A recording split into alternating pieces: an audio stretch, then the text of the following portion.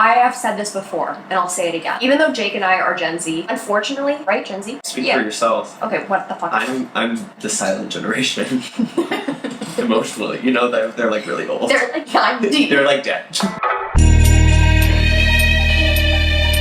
Thank you so much to Rocket Money for sponsoring today's video. I am saving up for a future move. It's not happening right now, it's happening soon-ish, and I want to get on top of my expenses. There's so much that goes into moving, hiring movers, first month's lease, last month's lease, broker's fee. And that's why today's sponsor, Rocket Money, is here to help. Rocket Money is the app that you need to save more and manage your money better. I love using Rocket Money to cancel unwanted subscriptions. It safely and securely identifies recurring charges and cancels unwanted subscriptions for you. And you can even cancel from within the app with just a couple of taps. No need to worry about customer service calls. Rocket Money has helped save its customers up to $740 a year with over $500 million in canceled subscriptions. You'd be surprised how many subscriptions you actually have that you don't even know about. So Rocket Money can also help lower your bills. Simply by uploading a photo of your bill, tapping a few buttons, Rocket Money will negotiate your bills for you. From internet service to cable and phone bills. And with Rocket Money, you can also set budgets. It automatically monitors your spending by category, and you just get notifications when you exceed your limits. Take control of your finances today. Go to rocketmoney.com/Nicole Rafiee to get started for free. Thank you, Rocket Money. I know that I am Gen Z, but because of the people that surrounded me during my formative years of life, I unfortunately picked up on BuzzFeed millennial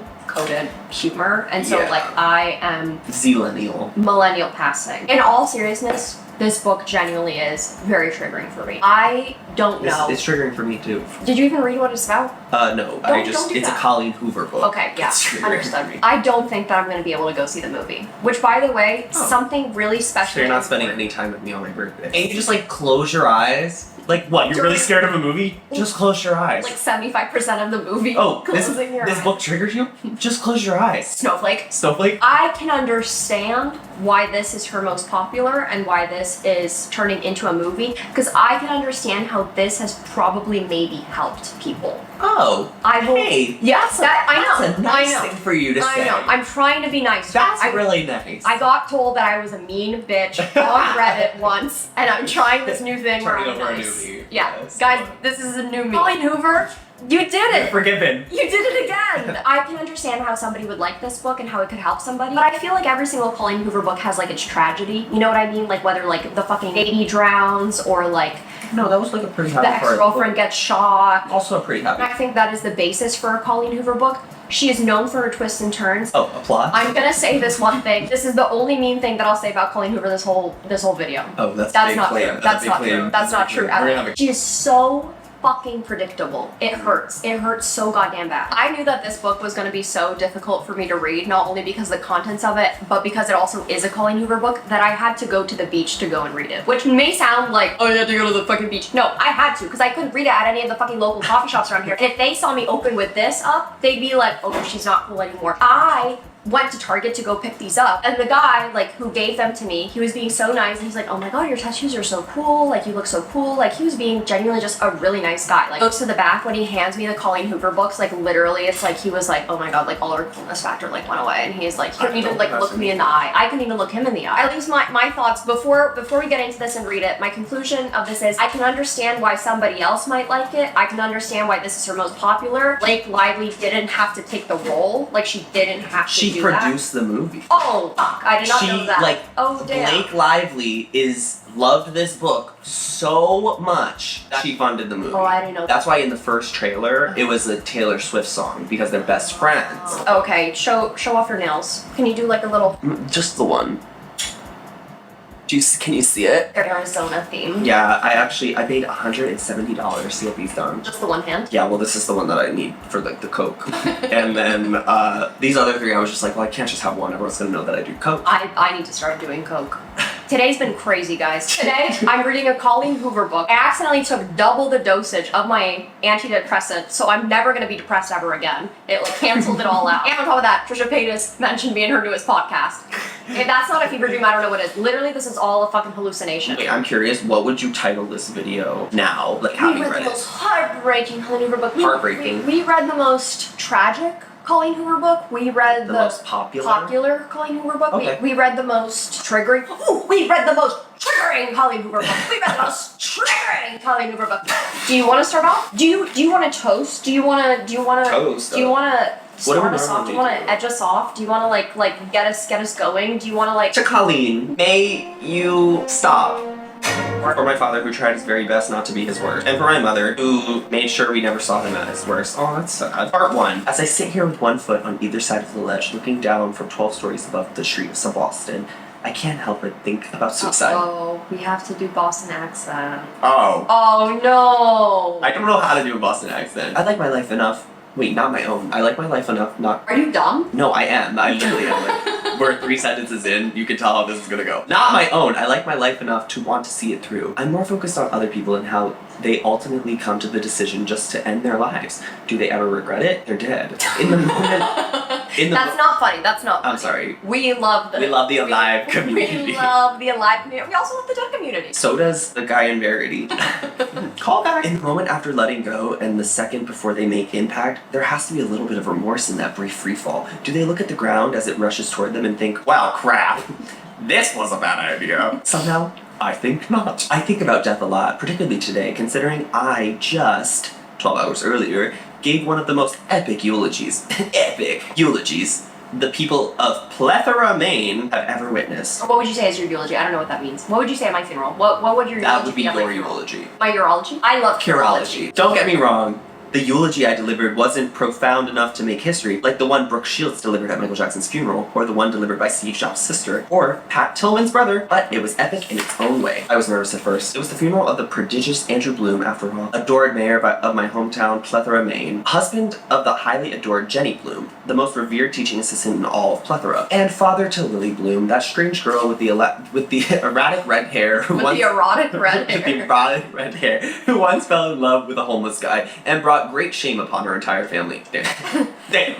That's some lore. She just had to throw that in there. Yeah. I was like, Oh, and how also is this fuck rel- homeless people. Yeah, I was like, how is this relevant? And she never comes up. Oh, that would be me. I'm Lily Bloom. Yes, she does. And Andrew was my father. As soon as I finished delivering his eulogy today, I caught a flight straight back to Boston and hijacked the first roof I could find. Again, not because I'm suicidal. This literally sounds like you. And not because I'm suicidal. Not in like a suicidal kind of way. I had no plans to scale off this roof. I just really needed fresh air and silence. When you really don't want to get 5150 by your therapist, Yeah. you are trying your best to be honest. You're like, I want to kill myself, But, like, not not in in like a suicidal way. I liked tonight, but unfortunately for me, the door was just shoved open too hard. I expect the stairwell to spit a human out onto the rooftop. The door slammed shut again, and footsteps moved swiftly across the deck. I don't even bother looking up. Whoever it is, more than likely won't even notice me back here straddling the ledge to the left of the door. It came out here in such a hurry. Oh! That's her. Wait, hold on, I'm getting stiff. Finally allow my eyes to make the journey to the silhouette leaning over the ledge. As luck would have it, he's definitely male. Even leaning over the rail, I can tell he's tall and has a big penis. Broad shoulders create a strong concept. Penis from the ledge. Rock hard penis piercing the ledge. He appears to be on the verge of a breakdown. Aww. I contemplate speaking up to let him know he has company or clearing my throat, but between thinking it and actually doing it, he spins around and kicks one of the piano chairs behind him. Patio chairs, dumbass. Oh, whatever. Piano, patio, same thing. I clinch as he screeches across the deck. He isn't aware he has an audience. The guy doesn't stop with just one kick. He kicks the chair repeatedly, over and over again. He's literally a toddler. Rather than give way beneath the blunt force of his foot, all the chair does is scoot farther and farther away from him. That chair must be made from marine-grade polymer. Okay, popcorn's cold. So clearly, yeah. Clearly I can do this better I than you. literally cannot read. When I was in high school, I will never forget, he didn't get accepted into one of his top schools, Oh. like that he really wanted to go to.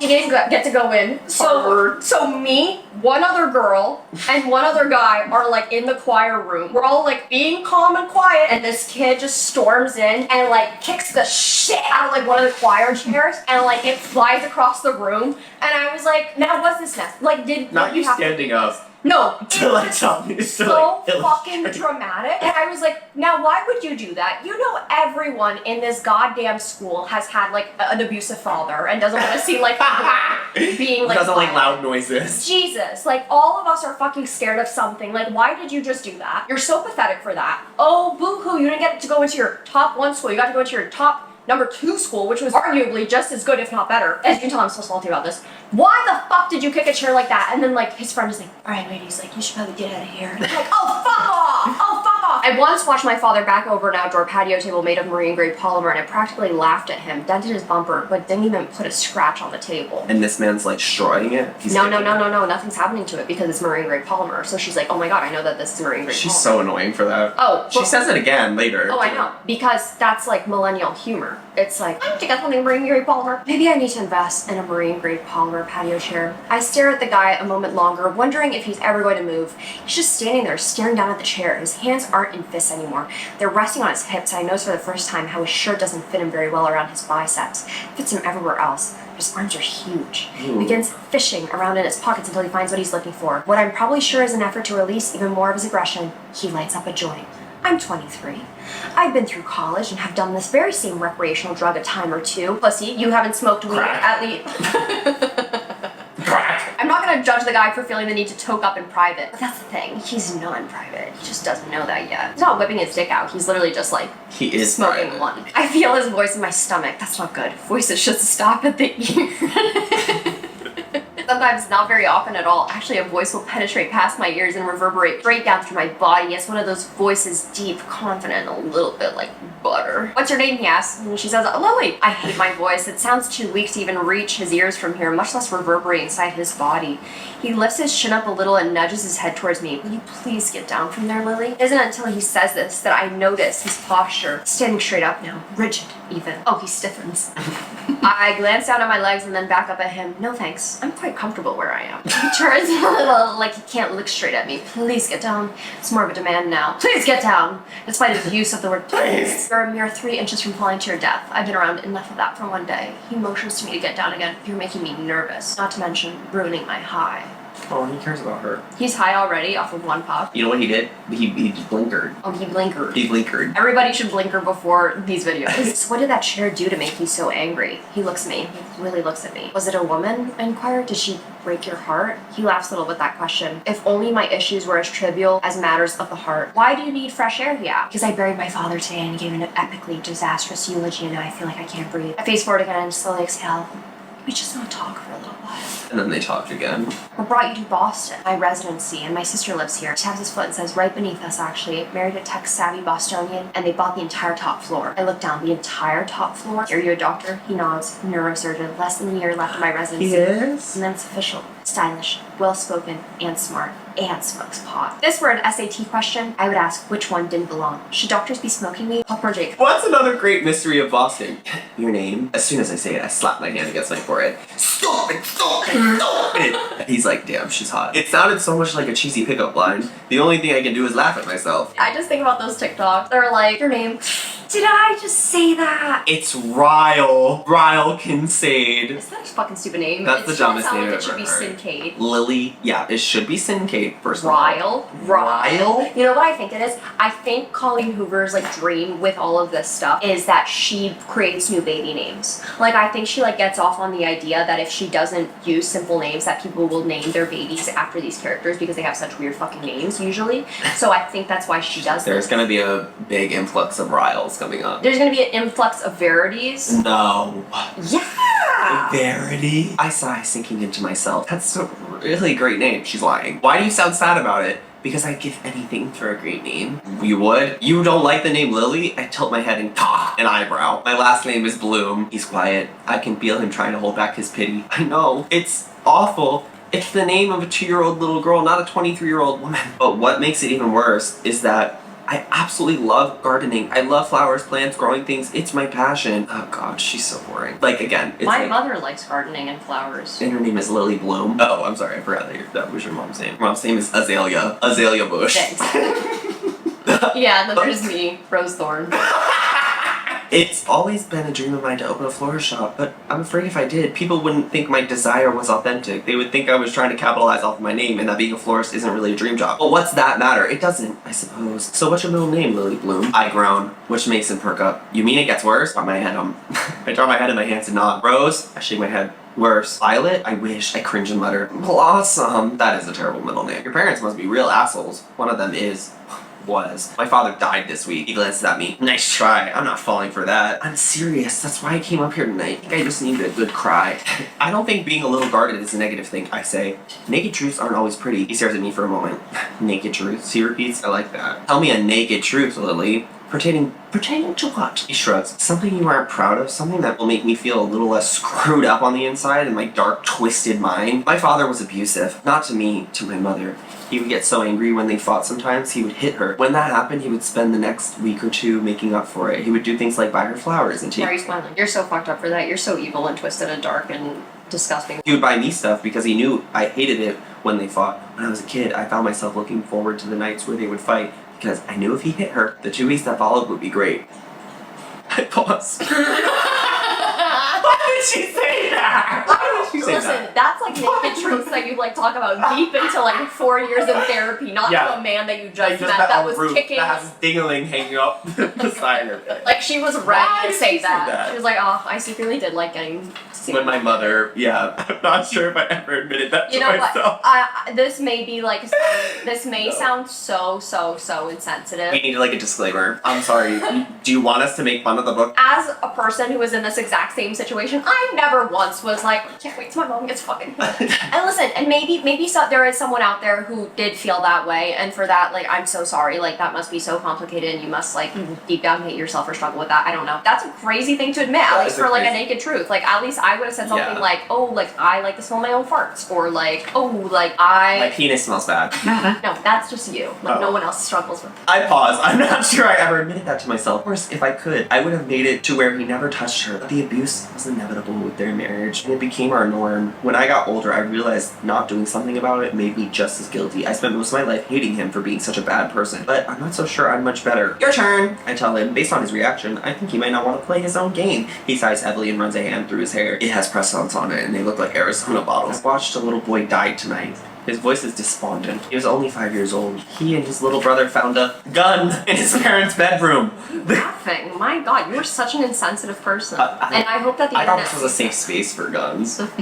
Sorry, no, this is serious. It's bad. The younger brother was holding it and it went off by accident. Guys, no, seriously, stop. This is bad. This is serious. Guys, stop. Seriously, this is bad. My stomach flips. I think this may be a little too much for me. There's nothing that could be done by the time he made it to the operating table. Everyone around, nurses and other doctors, they all felt sorry for the family. Those poor parents, they said. But when I had to walk into the waiting room and tell all those parents that their child didn't make it, I didn't feel an ounce of sorrow for them. I wanted them to suffer. Jesus Christ. I wasn't prepared for something so heavy. I can't even conceive how a family moves past that. That poor boy's older brother. I can't imagine what that's going to do to him. Seeing something like that, Ryle flicked something off the knee of his jeans. It'll destroy him for life. My mother asked me 2 days ago if I would deliver the eulogy at my father's funeral today. I told her I didn't feel comfortable, that I might be crying too hard to speak in front of a crowd, but that was a lie. I just didn't want to do it because I felt like eulogies should be delivered by those who respected the deceased. I didn't much Damn. respect my father. Damn. Here, let me just reenact it for you. Hello, my name is Lily Bloom, daughter of the late Andrew Bloom. Thank you all for joining us today as we mourn his loss. I want to take a moment to honor his life by sharing with you 5 great things about my father. The first thing, I look down at Ryle and shrug. That's it. That's all she said at her father's funeral? She didn't say anything. Like, she did not respect him, so she said that. I stood up there for 2 solid minutes without saying another word. Here are 5 great things about him, and she just stood there? Yeah. That's honestly such a serve. Yeah. She's that bitch for that. And if I was at his funeral, even if I liked the man, I would have been like, show off. Don't make me feel like the worst person out of the 2 of us. Tell me the most recent thought you've had that most people wouldn't say out loud. He pulls his hand up behind his head and looks me straight in the eye. I want to fuck you. Oh. My mouth falls open, and I clamp it shut again. I think I might be speechless. Me too. He shoots me a look of innocence. You asked me for the most recent thought, so I gave it to you. You're beautiful. I'm a guy. If you were into one-night stands, I would take you downstairs to my bedroom, and I would fuck you. I can't even look at him. His statement makes me feel a multitude of things all at once. Well, I'm not into one-night stands. Yeah. I figured as much. He says, your turn. Okay, since we're on the subject, first guy I ever had sex with was homeless. The fact that she uses that as her, like, fun fact, someone struggling, is, like, literally her being like, this is my party trick, fun fact about me. I love it. I'm so crazy. You can't take me anywhere. I will fuck the homeless man there. I'm fucking nuts. Oh, I'm gonna need more of this story. I stretch my arms out and rest my head on it. I grew up in Maine. We lived in a fairly decent neighborhood, but the street behind our house wasn't in the best condition. Our backyard butted into a condemned house adjacent to 2 abandoned lots. Nobody talks like that. Nobody fucking talks like that. I have never used the word condemned and adjacent. and butted up. In reference to like a house behind me, I'd be like, yeah, the house out back. I became friends with a guy named Atlas who stayed in the condemned house. Shut the fuck up, sorry. No one knew he was living there other than me. I used to take him... The content house. I used to take him food and clothes and stuff until my father found out. Your turn. He regards me silently for a moment as if he knows there's more to the story, but then he breaks eye contact. The thought of marriage repulses me, he says. I'm almost 30 years old and I have no desire for a wife. I especially don't want children. The only thing I want out of life is success. I admit that out loud to anyone. It makes me sound arrogant. I actually think that's respectable, Ryle. A lot of people refuse to admit they might be too selfish to have children. He shakes his head. Oh, I'm way too selfish to have children. Keep this in mind. Keep this conversation in mind. Just keep this conversation in mind for later. He reaches out and grabs the edge of my lounge chair. In one swift motion and with very minimal effort, he drags my chair closer to him and bumps his. With very minimal effort. My whole body stiffens. He's so close now. I can feel the warmth of his breath cutting through the cold air. If I were to look at him, his face would be mere inches from mine. I refuse to look at him because he'd probably kiss me.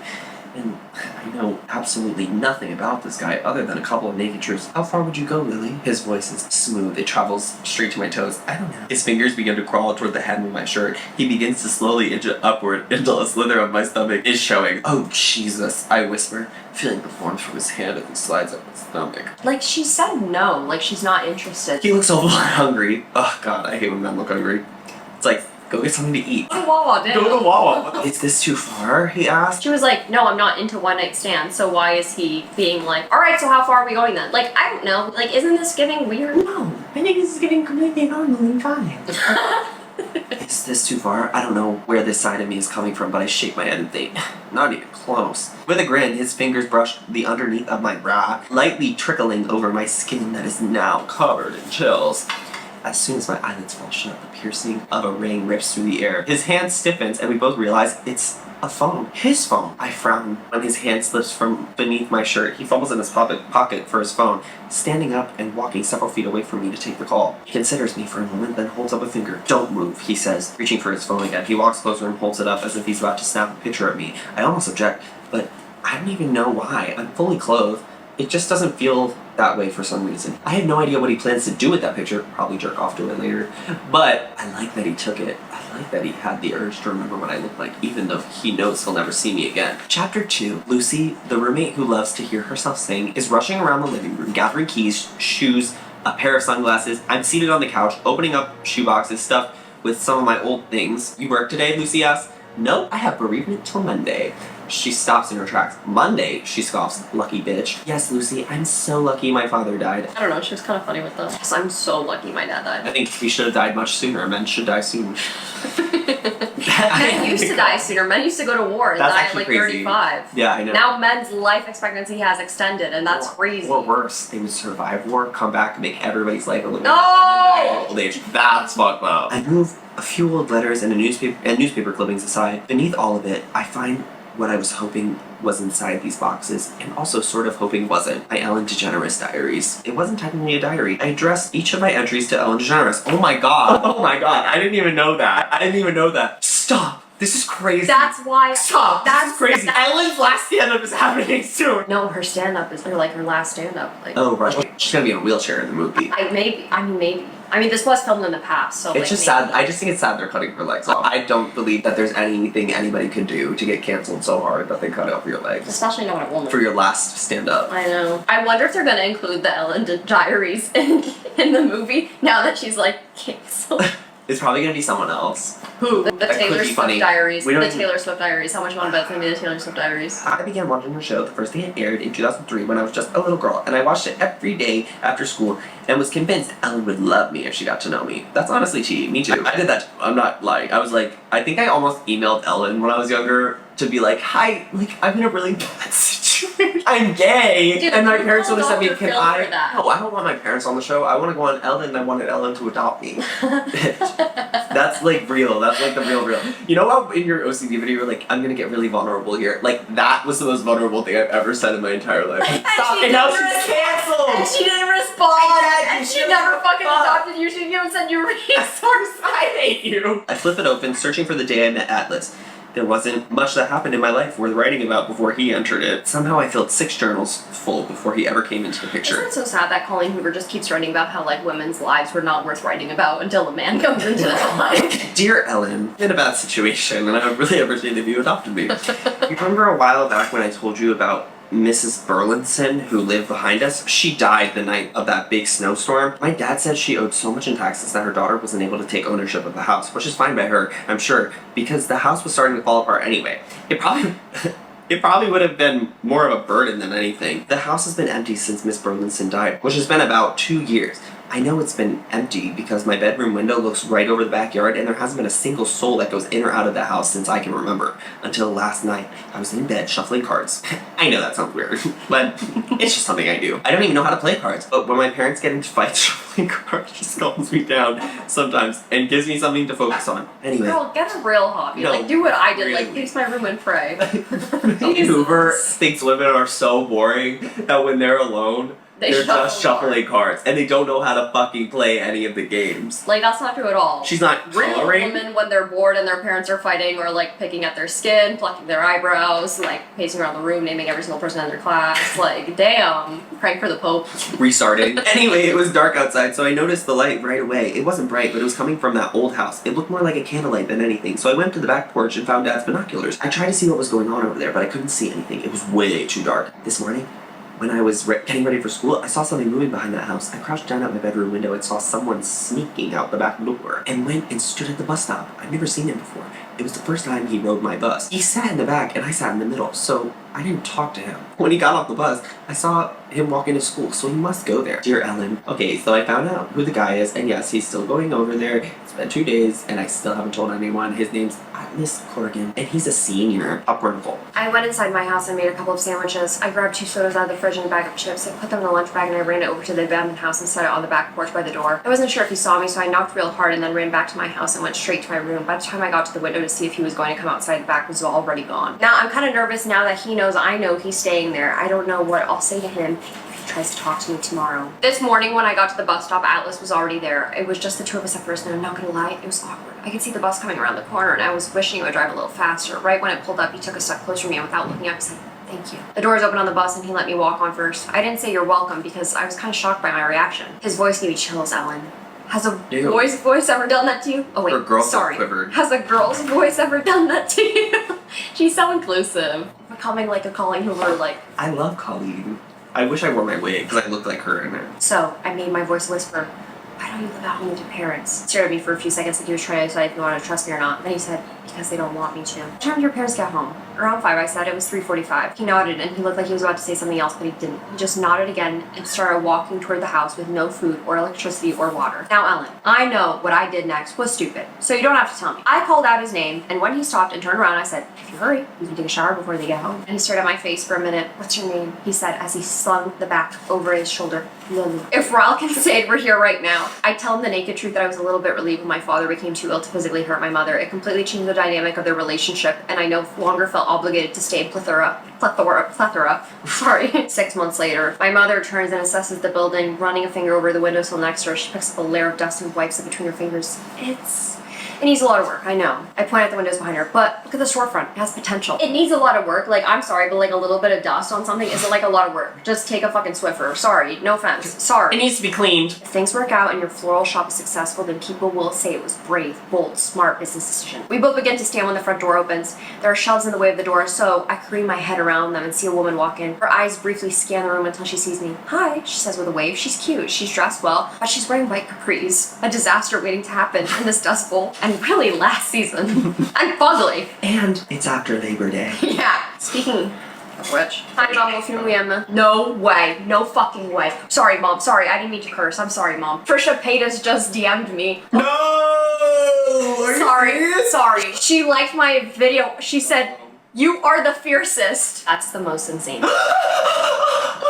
They knew that if I was on double the amount of medication, I'm gonna bring it up again. Oh, no, Trisha P followed me, double the amount of medication, Brat featuring Billie Billie. Eilish, you in the Trisha wig, Our friend's anniversary. our friend's anniversary, girlfriend day, Trisha Paytas telling me I'm the fiercest, and if our audio worked, we'd be too fucking powerful. You know, one of these things has to go. Unfortunately, it was the audio for the first half hour of this. And that's I'll let okay. audio go. I'm okay with that. I'm okay with that too. Like, we're blocking the word audio in the comments. Can I help you? She tucks her purse beneath her arm and walks towards me, holding her hand. I'm Melissa. I shake her hand. Lily. She tosses a thumb over her shoulder. There's a help wanted sign out front. I look over her shoulder and raise an eyebrow. There is? I didn't put a help wanted sign. I'm not really hiring yet, I say. I wave my hand around the room. I'm opening up a floral shop, but it'll take me a couple of months at least. I should know better than to hold preconceived judgments, but she doesn't look like she'd be satisfied with a minimum wage job. Her purse probably costs more than this building. Her eyes light up. Really? I love flowers. I'm not going to pretend I have a degree in design, but it is my absolute favorite thing to do. If you need any help, I do it for free. You'd work for free? I don't really need a job. I just saw the sign and thought, what the heck? But I do get bored sometimes. The suspension of disbelief. Like, you're telling me someone just said, I'm bored sometimes. Wait, Lady Gaga worked at Starbucks. Lana Del Rey worked at Lana Del Rey. Those are old rich people to you? No, they're rich people, though. This is proving my point. Real rich people look down on people who work on minimum wage jobs. They wouldn't willingly go work there. Are you speaking from experience? Me being extra mean to the Chipotle employees. I was them at one point. I'm not going to let you work for free, but I could do 10 an hour if you're really serious. She starts clapping. When can I start? Will tomorrow work? You'll probably want to show up in disposable clothes. Nonsense. My husband is watching the Bruins game at the bar down the street. If it's okay, I'll just hang out with you and get started right now. Hours later, I'm convinced I've met my new best friend, and she really is a Pinterest whore. What? My fucking nail fell off. How does this happen? Do you have it somewhere? No, I don't have your nail. Oh, it's right here. This is ridiculous. Jesus Christ. These are perfect for the window displays I have in mind. She hands me 2 more crates and walks away. Alyssa comes rushing back into the room. Let me move 2 crates from on top of me. Lily, oh my God, are you okay? I pull myself up from a seating position, but I don't even try to put weight on my ankle. I shake my head. My ankle. Hey, Issa. A voice screams through her phone. Where are you at? The game's over. Alyssa picks up her phone and brings it closer to her mouth. At work. Listen, I need... The guy cuts her off and says, at work? Babe, you don't even have a job. Alyssa shakes her head and says, Marshall, listen, it's an Just got emergency. one. I think my boss broke her ankle. Put my brother on the phone. Get here right now, please, and bring a bag of ice. Yes, ma'am. The brother sounds like he may be a little drunk too, and there's laughter, and one of the guys says, she's in a bad mood, and then the line goes dead. I wait in the back for about 10 minutes, and when I finally hear the front door to the building open, I hear Alyssa say, she's back here. She walks in followed by a guy wearing a onesie. He's tall, a little bit on the thin side, but boyishly handsome with big, honest eyes and a head full of hair. This is your husband? I ask her, cocking eyebrow. Cocking. Cock. She makes her way over to me and motions for the guy to follow her. She fell off the chair and hurt her ankle. Sorry, that's not My funny. ankle. My ankle. I hope I can still dance. He steps around Marshall, and the first thing I notice are his arms. Popcorn shake. Holy shit. I know those arms. They've been up my ass. Those are the arms of a neurosurgeon who's been up my ass. Alyssa is his sister? The sister that owns the entire top floor? Alyssa follows Marshall out of the room. When they're both gone, Ryle looks at me and his mouth turns up into a grin.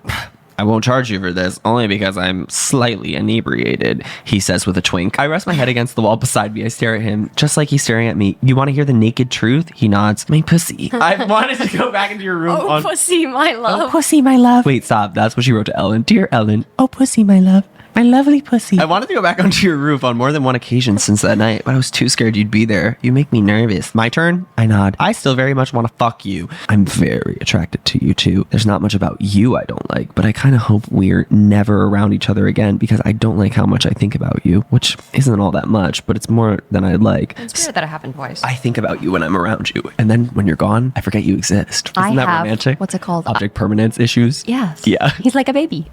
So if you still aren't going to agree to a one-night stand, then I think it's best if we do what we can do to avoid each other because it won't do either of us any favors. Dear Ellen, and I recruited a new Ellen follower today in Atlas. Before you start judging me for allowing him inside my house again, let me explain how that came about. After I let him take a shower here yesterday, I didn't see him again last night, but this morning he sat by me on the bus again. Guess what? He said. He leaned forward and unzipped his pants. He pulled out a bag and handed it to me.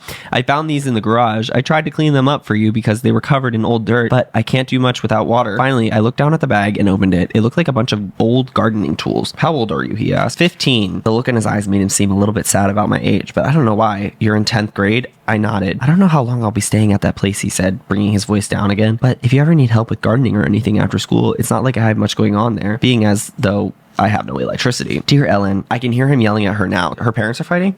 Yeah, I just cut a lot of it out because I don't think that it's enjoyable for anybody to read. Like, I understand why she wrote this, but it just felt very trauma porn. I can hear him yelling at her right now. Sometimes when he gets like this, I walk into the living room hoping it'll calm him down. He doesn't like to hit her when I'm in the room. Maybe I should go try that. As soon as I walked into the living room, I saw him push her down. Damn. I rushed into the kitchen and tried to help her, but she never wants me to see her like this. She waved me away and said, I'm fine, Lily, I'm fine. We just got into a stupid fight. She was crying and I could already see the redness on her cheek from where he hit her. When I walked closer to her, wanting to make sure she was okay, she turned her back to me and gripped the counter. I said, I'm fine, Lily. Go back to your room. She like ran to Atlas. We could both see my mom standing in my bedroom looking for me. It wasn't until that moment that I realized what a perfect view he has of my bedroom. As I walked back home, I tried to think about the entire time Atlas had been in that house. I tried to recall if I'd walked around after dark with the light on at night, because all I normally wear in my room at night is a t-shirt. Here's what's crazy about that, Ellen. I was kind of hoping he had. Oh no, her parents are fighting and her mom's getting abused and she's horny.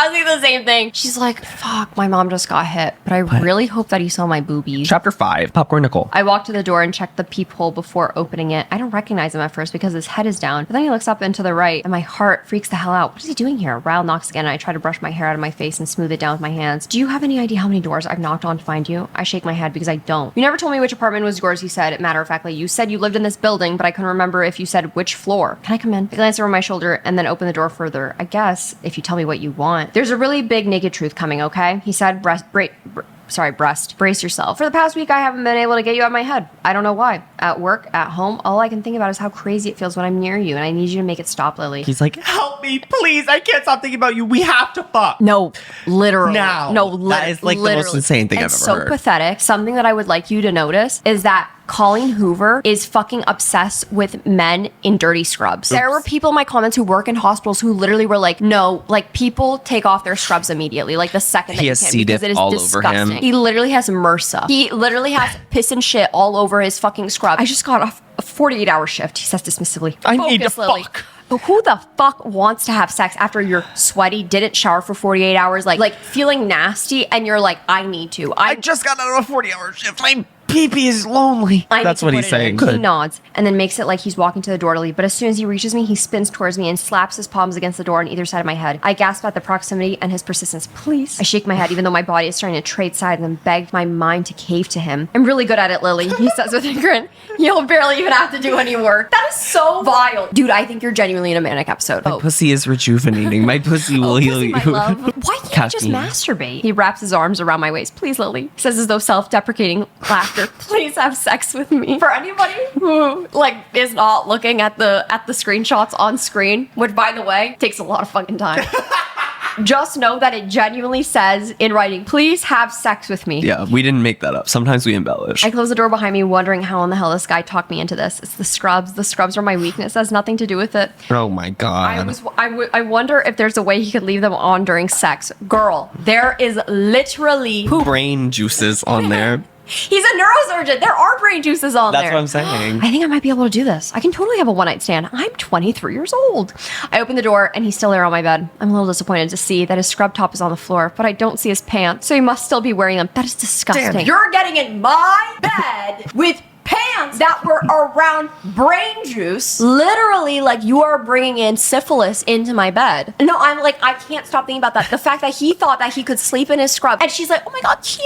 You're fucking vile for that. You too, Lily. You guys are all gross. You lay in your bed with jeans? No. You can answer honestly. No, I would never do that. You've laid in your bed in jeans. I've seen you lay in your bed with jeans. I would never do that. I would literally never do that. Have you ever slept in jeans? No. Taking a nap in jeans. That's different, right? I close the door behind me and wait for him to roll over and look at me, but he doesn't. I take a few steps closer, and that's when I notice he's dead. God damn it. Now I'm pissed. He fell asleep? Lily, he whispers, wrapping an arm around my waist. I moan a little, trying to wake up, and then he rolls onto his back so I can look up at him. When I open my eyes, he's staring down at me. I can tell by the way the sunlight shines through the windows and across his face that it's not even 7 a.m. I'm the most despicable man you've ever met. Am I right? I have to go, he says. I'm really late. But 1, I'm sorry. 2, I'll never do this again. This is the last time you'll hear from me. First of all, she's good at sundials. She was able to look at the shadows on that man's face and know it was Honestly, 7 a.m. I also have that kind of vibe to me. I was walking on the sidewalk the other day and I saw my shadow on the sidewalk and I was like, I don't think I'm supposed to see my shadow at this time of day.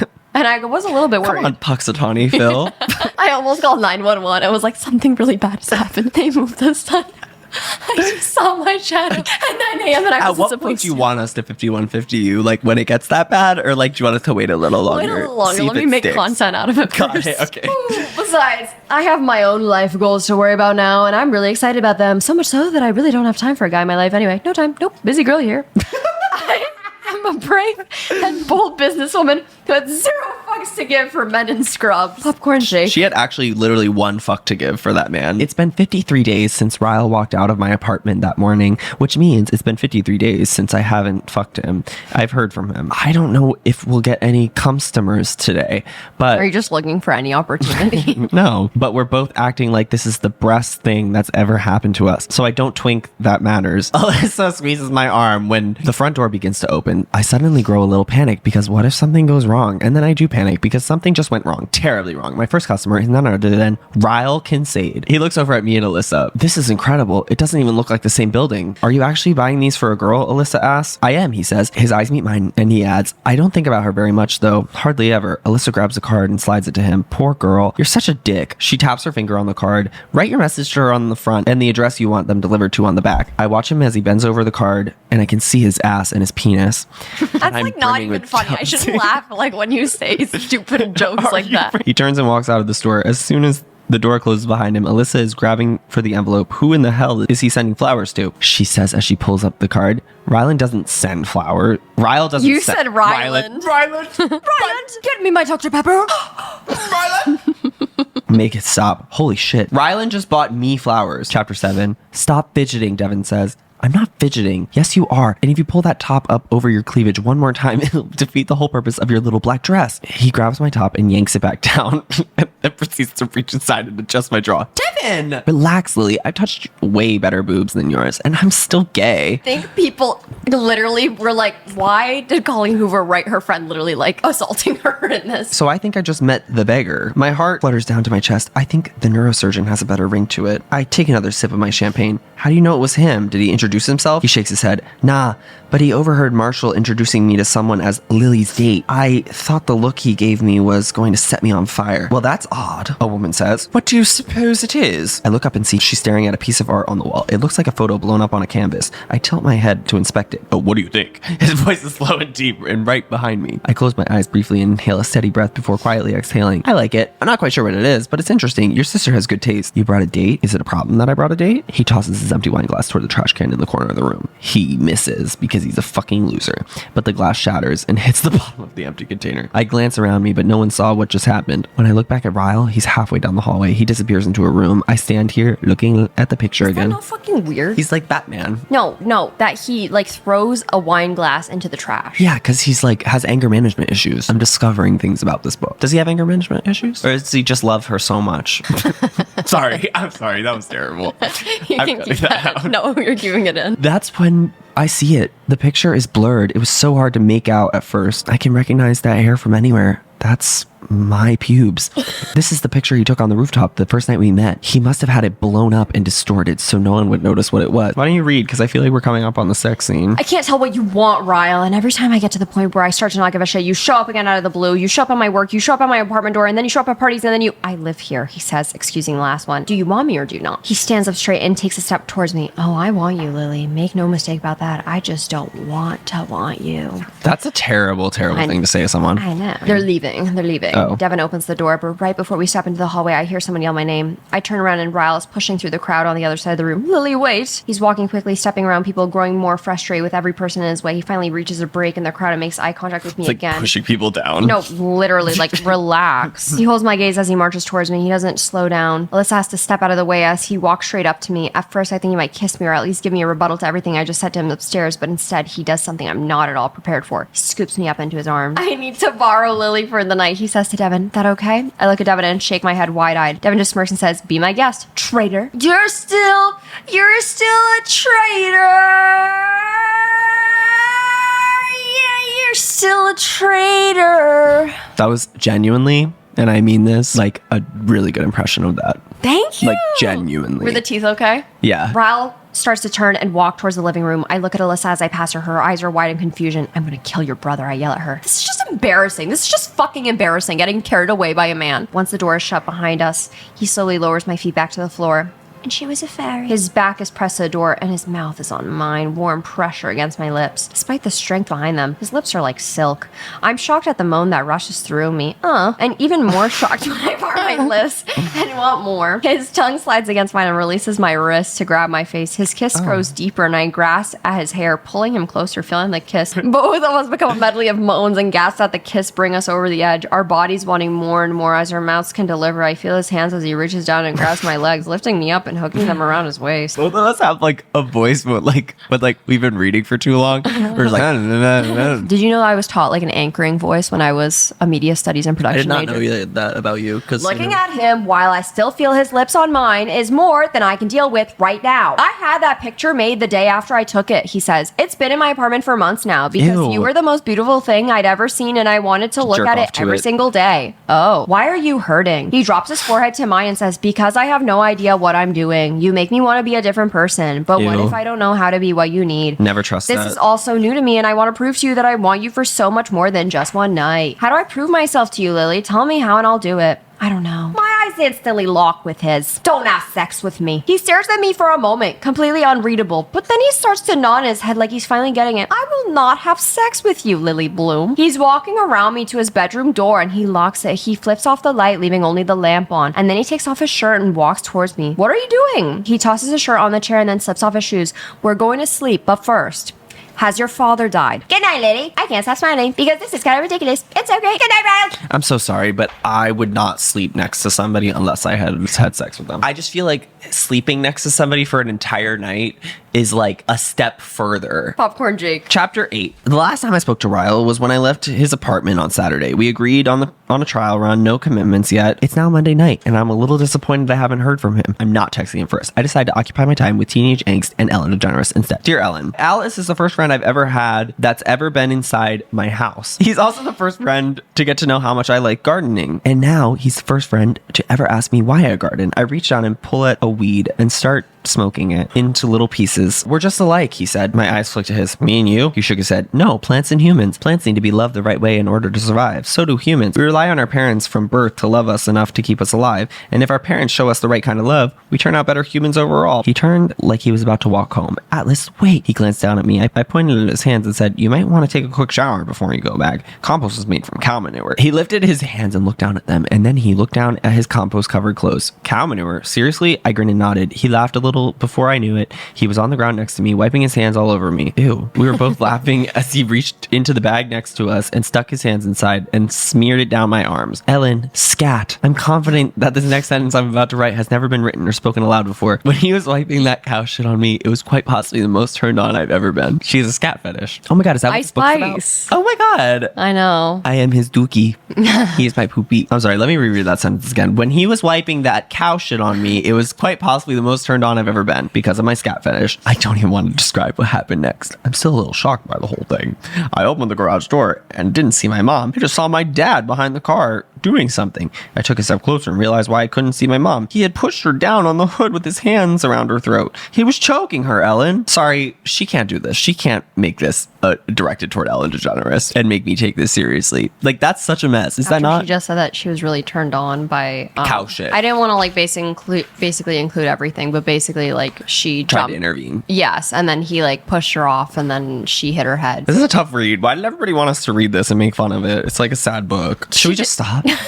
She does tragic really well. Go ahead. Well, since in the beginning and at the end, she talks about like, you know, my dad was abusive and stuff, and my mom tried to protect us from that. And at the end of the book, like she does a little like note from the author, and she talks about her dad being abusive. I think that's why she wrote this book so well, because I think she wrote from actually like for the first time from the perspective of a child who like has experienced abusive. Yes, from like her own experience. Yes, exactly. Possibly. And that's why everything else does not work as much, because it's like, girl, like what the fuck is this? She clearly does like horror and tragedy really, really well. Yeah. So I think it's the weird romance aspect that is like always ends up being like abusive. Dear Ellen, I mean, I'm only 15 and I certainly shouldn't have boys spending the night in my bedroom, but if a person knows someone needs a place to stay, isn't that the person's responsibility as a human being to help them? He slept on the floor floor, so it's not like it was anything more than me just giving him somewhere warm to sleep. After I snuck in the back door into my room, I locked the door and made a pallet for him on the floor next to my bed. I set the alarm for 6 a.m. and told him I'd have to get up and leave before my parents woke up, since sometimes my mom wakes me up in the mornings. Popcorn, Nicole. Chapter 9.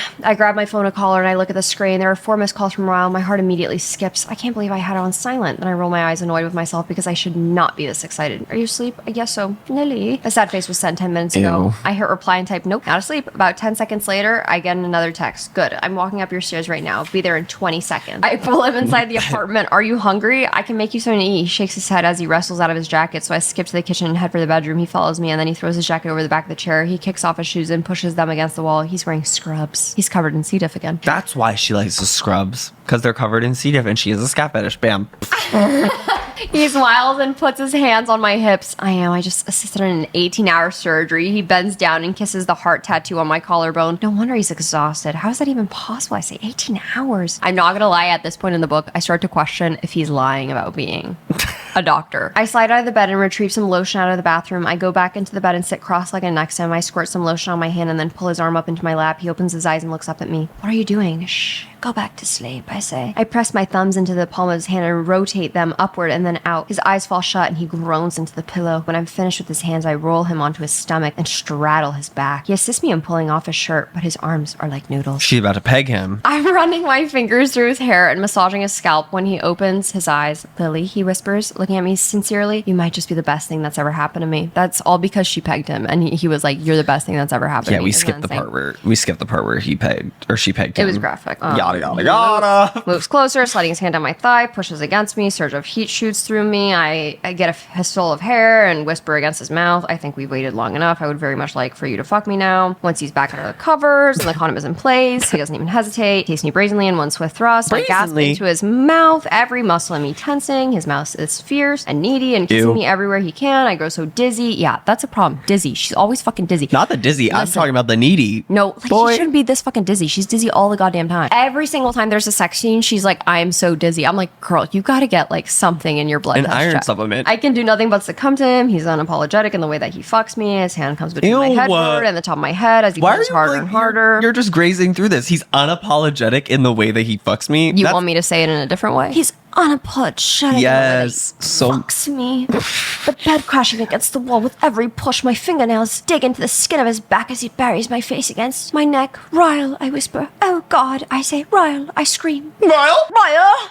Oh, I'm afraid I might literally pass out for a moment, so I tighten my legs around him and he tenses. Jesus, Lily. His body ripples with tremors and he shoves against me one last time. He groans, stilling himself on top of me. His body jerks with his release. And his head falls back against the pillow. I missed all the good parts. Now it's just boring exposition, not sex. Ryle, I'm having serious withdrawals. Ew, this man is so annoying. I text to Ryle. I tried to warn you. He immediately starts texting me back. I watch anxiously as the dots on my phone move back and forth. I need my fix. I'll be finished here in about 30 minutes. Can I take you to dinner? Can't. My mom wants me to try a new restaurant with her tonight. She's an obnoxious foodie. I like food. I eat food. Where are you taking her? A place called Bibbs in Marketson. Is there room for one more? Sure. Meet us there in half an hour. I walk by my office and straight up to Alyssa. I hold my phone out in front of her face. He wants to meet my mother. Who? Ryle. My brother? Your brother? My mother. Oh, hey, honey. She drops her phone in her purse and waves her hand around the restaurant. That's when she notices Ryle, who's standing patiently next to me. My mother smiles at him and says, we'll take 2 waters for now, please. My eyes dart to Ryle and then back to my mother. Mom, he's with me. He's not the waiter. My mother leans forward and her eyes practically bulge from her head. Lily, she hisses, he's a doctor. I nod, a neurosurgeon. Can I get you ladies something to drink? The waiter asks. Yeah, I say. We'll take 3. And then I clamp my mouth shut. I stare at the waiter and the waiter stares back at me. My heart is in my throat. I can't remember how to speak. Lily, my mother says. She flicks her hand toward the waiter. He's waiting for your drink order. I shake my head and begin to stutter. 3 waters, my mother says. The waiter snaps out of his trance long enough to tap his pencil on his pad of paper. 3 waters, he says. Got it. He turns and walks away, but I watch as he glances back at me before pushing through the doors to the kitchen. I know who it is. It's him. I point over my shoulder. The waiter, I say, shaking my head. He looked exactly like, I'm about to say, Atlas Kerrigan when Ryle walks up and slides back into the seat. I lean over to Ryle. I need to run to the restroom. I lean forward and release a huge breath. I decide to take a moment and regain my composure before heading back out there. I bring my hands up to my forehead and close my eyes. For 9 years, I've wondered what happened to him. Lily? I glance up and suck in a breath. He's standing at the end of the hallway like a ghost straight out of the past. He's real and he's standing right in front of me. Atlas, as soon as I say his name, he blows out a quick breath of relief and then takes 3 huge steps forward. Holy shit, he says, holding me in a tight embrace. Yeah, holy shit. You haven't changed at all. I can't say the same for you. He looks down at himself and laughs. Yeah, he says, 8 years in the military will do that to you. Popcorn, Nicole? I'll come to your grand opening Friday, and then the 4 of us will go out and celebrate. A car pulls up beside us, and he wraps his hand in my hair and kisses me goodbye. Your mother is wonderful, by the way. He backs away and climbs into the car. I watch as he pulls out of the parking lot. I have a really good feeling about that man. I smile and turn towards my car, but throw a hand up to my chest and gasp when I see him. Atlas is standing at the rear of my car. His name is Ryle. We met about a year ago. I instantly regret saying that we met long ago. It makes it sound like Ryle and I have been dating for that long, and we aren't even officially dating. What about you? Married? Have a girlfriend? Not sure if I'm asking to extend the conversation he started, but I'm genuinely curious. I do, actually. Your name is Cassie. We've been together almost a year now. I'm really glad I got to see you, Lily. He turns around and walk away, and then he spins to face me again, his hand shoved in his back pockets. I will say, I kind of wish this could have happened a year ago. I wince at his words, trying not to let them penetrate. He turns and walks back towards the restaurant. Wow. Chapter 11. Dear Ellen, just keep swimming. Recognize that quote, Ellen? That's what Dory says to That is like if she was holding Ellen hostage in her basement and she's like, just keep sweet, recognize that fucking quote, Ellen, and she's holding a gun to her. He had slept in the bed the night before because he was sick, and I know I shouldn't have done that. I put his blankets in the washing machine right before I went to bed. He asked where his pallet was, and I told him he'd have to sleep on the bed again because I want to wash his blankets and make sure they were clean so he wouldn't get sick again. For a minute, it looked like he was going to go back out the window, but then he shut it and took off his shoes and crawled in the bed with me. We were facing each other on the bed, and that's when he said, when do you turn 16? 2 more months, I whispered. We just kept staring at each other. No. My heart was beating faster and faster. When do you turn 19? I asked, trying to make conversation so you couldn't hear how hard I was breathing. No. Not until October. 2.5 years apart in age isn't that bad. Maybe when 2 people are 15 and 18, it might seem a little too far apart, but once I turn 16, I bet no one will even think twice about 2.5 year age difference. I need to tell you something. I held my breath not knowing what he was going to say. I got in touch with my uncle today. My mom and I used to live with him in Boston. He told me once he gets back from his work trip, I can stay with him. She didn't have to make that age gap. Like, she could have just made them both 18. Yeah, she could have had her be 17. She could have had her And be him 17. be 17. Literally. Right? Well, the reason that she had him be 18 was so that he could technically be kicked out of his parents' Okay, house. she and could have had nothing her be be 18. He lowered his mouth to mine, and it just rested it there. And fell asleep. I'm pretty sure his mouth was still touching. I don't know what it is about him, but I feel so comfortable with him. He's so sweet and thoughtful. He never does anything I don't feel comfortable with, but He's only grooming me. so far he hasn't tried anything that I don't feel comfortable with. I'm not sure how much I should divulge here since you and I have never met in person, but let me just say that if he's ever wondered what my boobs feel like, now he knows.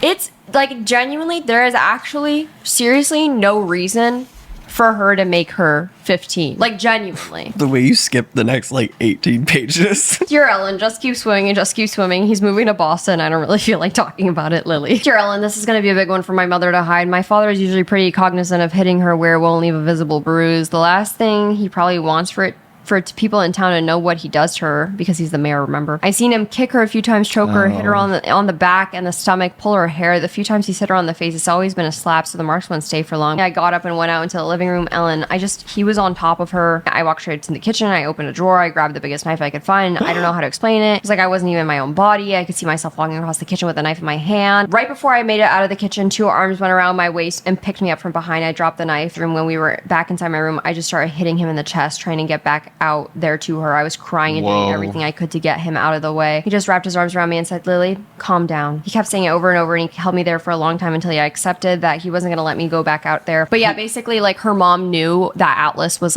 in the house, but she never said or did anything about it. She didn't care in that moment. Dear Ellen, I think I'm ready to talk about Boston now. He left today. I've shuffled my deck of cards so many times my hands hurt. I'm scared that if I don't get out how I feel on paper, I'll go crazy holding it all in. Popcorn Jake. Oh, me? Chapter 12. We get everything finished and prep for tomorrow, and then Marshall arrives as we're just finishing up. He's carrying a bag when he walks inside and drops it on the counter. He begins to pull out huge lumps of some kind of material and tosses them each at us. I catch mine and unfold it. It's cocaine. It's a onesie with kittens all over it. Bruins game. Free beer. Suit up, team. He tells the waitress to bring me a beer instead. Ryle tells her to bring me wine. Alyssa wants water, and this upsets Marshall even more. He tells the waitress to bring 4 bottles of beer, and then Ryle says 2 beers, red wine, and a water. The waitress is very confused by the time she leaves our table. Marshall throws an arm around Alyssa and kisses her. How am I supposed to try and knock you up tonight if you aren't a little wasted? Is that not really weird? That is so weird. I was are we gonna discover that Marshall's super fucking abusive or something? And not to boil anything, that is not what happens. The look on Alyssa's face changes. I feel instantly bad for her. I know Marshall only said that in fun, but it has to bother her. She's just telling me a few days ago how depressed she is that she can't get pregnant. I can't have beer, Marshall. Then drink wine at least. You like me more when you're tipsy. He laughs at himself, but Alyssa doesn't. I can't have wine either. I can't have any alcohol, actually. Marshall stops laughing. My heart does the flip-flop. Marshall turns in the booth and grabs her shoulders. Alyssa! I'm going to be a dad, he yells. I can't even explain what this moment is like. A grown man in a onesie standing up at the booth of the bar, yelling to whoever will listen that he's going to be a dad. He pulls her up, and they're both standing on the booth now. He kisses her, and it's the sweetest thing I've ever seen. Wow, I say. Sometimes I forget how close in age you are. Alyssa smiles. 3 kids in 3 years? I feel sorry for my parents. The table grows quiet. I see an apologetic look pass from Melissa to Ryle. 3, I ask. You have another sibling? Ryle straightens up and takes a sip of his beer. He sets it down on the table. We had an older brother. He passed away when we were kids. Such a great night, ruined by a simple question. He pulls me in toward the bedroom, kissing me while we both struggle out of our clothes. By the time we make it to my bedroom, I'm down to my bra and panties. I gasp at the unexpectedness. Don't move, he says. He presses his lips close to my chest and then begins to kiss me slowly as he makes his way down to my vagina. Can this day seriously get any better? His mouth slides up my thigh until, best day ever. No offense, but she like writes like a man, like who gets like his dick sucks. Like, oh yeah, I kind of like that though. best day ever. Don't you like that though? Like that it's like from a woman's perspective, like she's getting it out and it's the best day ever. What's got your heart so worked up, Lily? I shrug innocently. It might have to do a little with you, Dr. Kincaid. He drops the end of the stethoscope and then lifts me off of him. He spreads my legs and kneels down on the couch between them, placing the stethoscope against my chest again. He uses the other hand to hold himself up as he continues listening to my heart. I'd say you're about 90 beats per minute, he says. Is that good or bad? He grins and lowers himself on top of me. I'll be satisfied when it reaches 140. I am grasping the couch with 2 desperate fists. When he pauses to listen to my heart again, Lily, he says with mock disappointment, 120. Not quite where I want you. Oh, this is like a crazy scene, actually, now that we're really getting into it. This is actually like crazy. I'm realizing what's happening. He's somehow holding me up with one hand and destroying me in the best way possible. What the fuck is he doing? He literally has like both hands inside of her and claps. Like, he's like, I'm hearing it. I'm still shaking when he lifts his hand and places the diaphragm against my wrist. After several seconds, he pulls the stethoscope away and tosses it to the floor. 150, he says with satisfaction. He pulls out of me and flips me onto my back. His mouth is on mine. He's inside me again. He pulls his scrubs back into place and laughs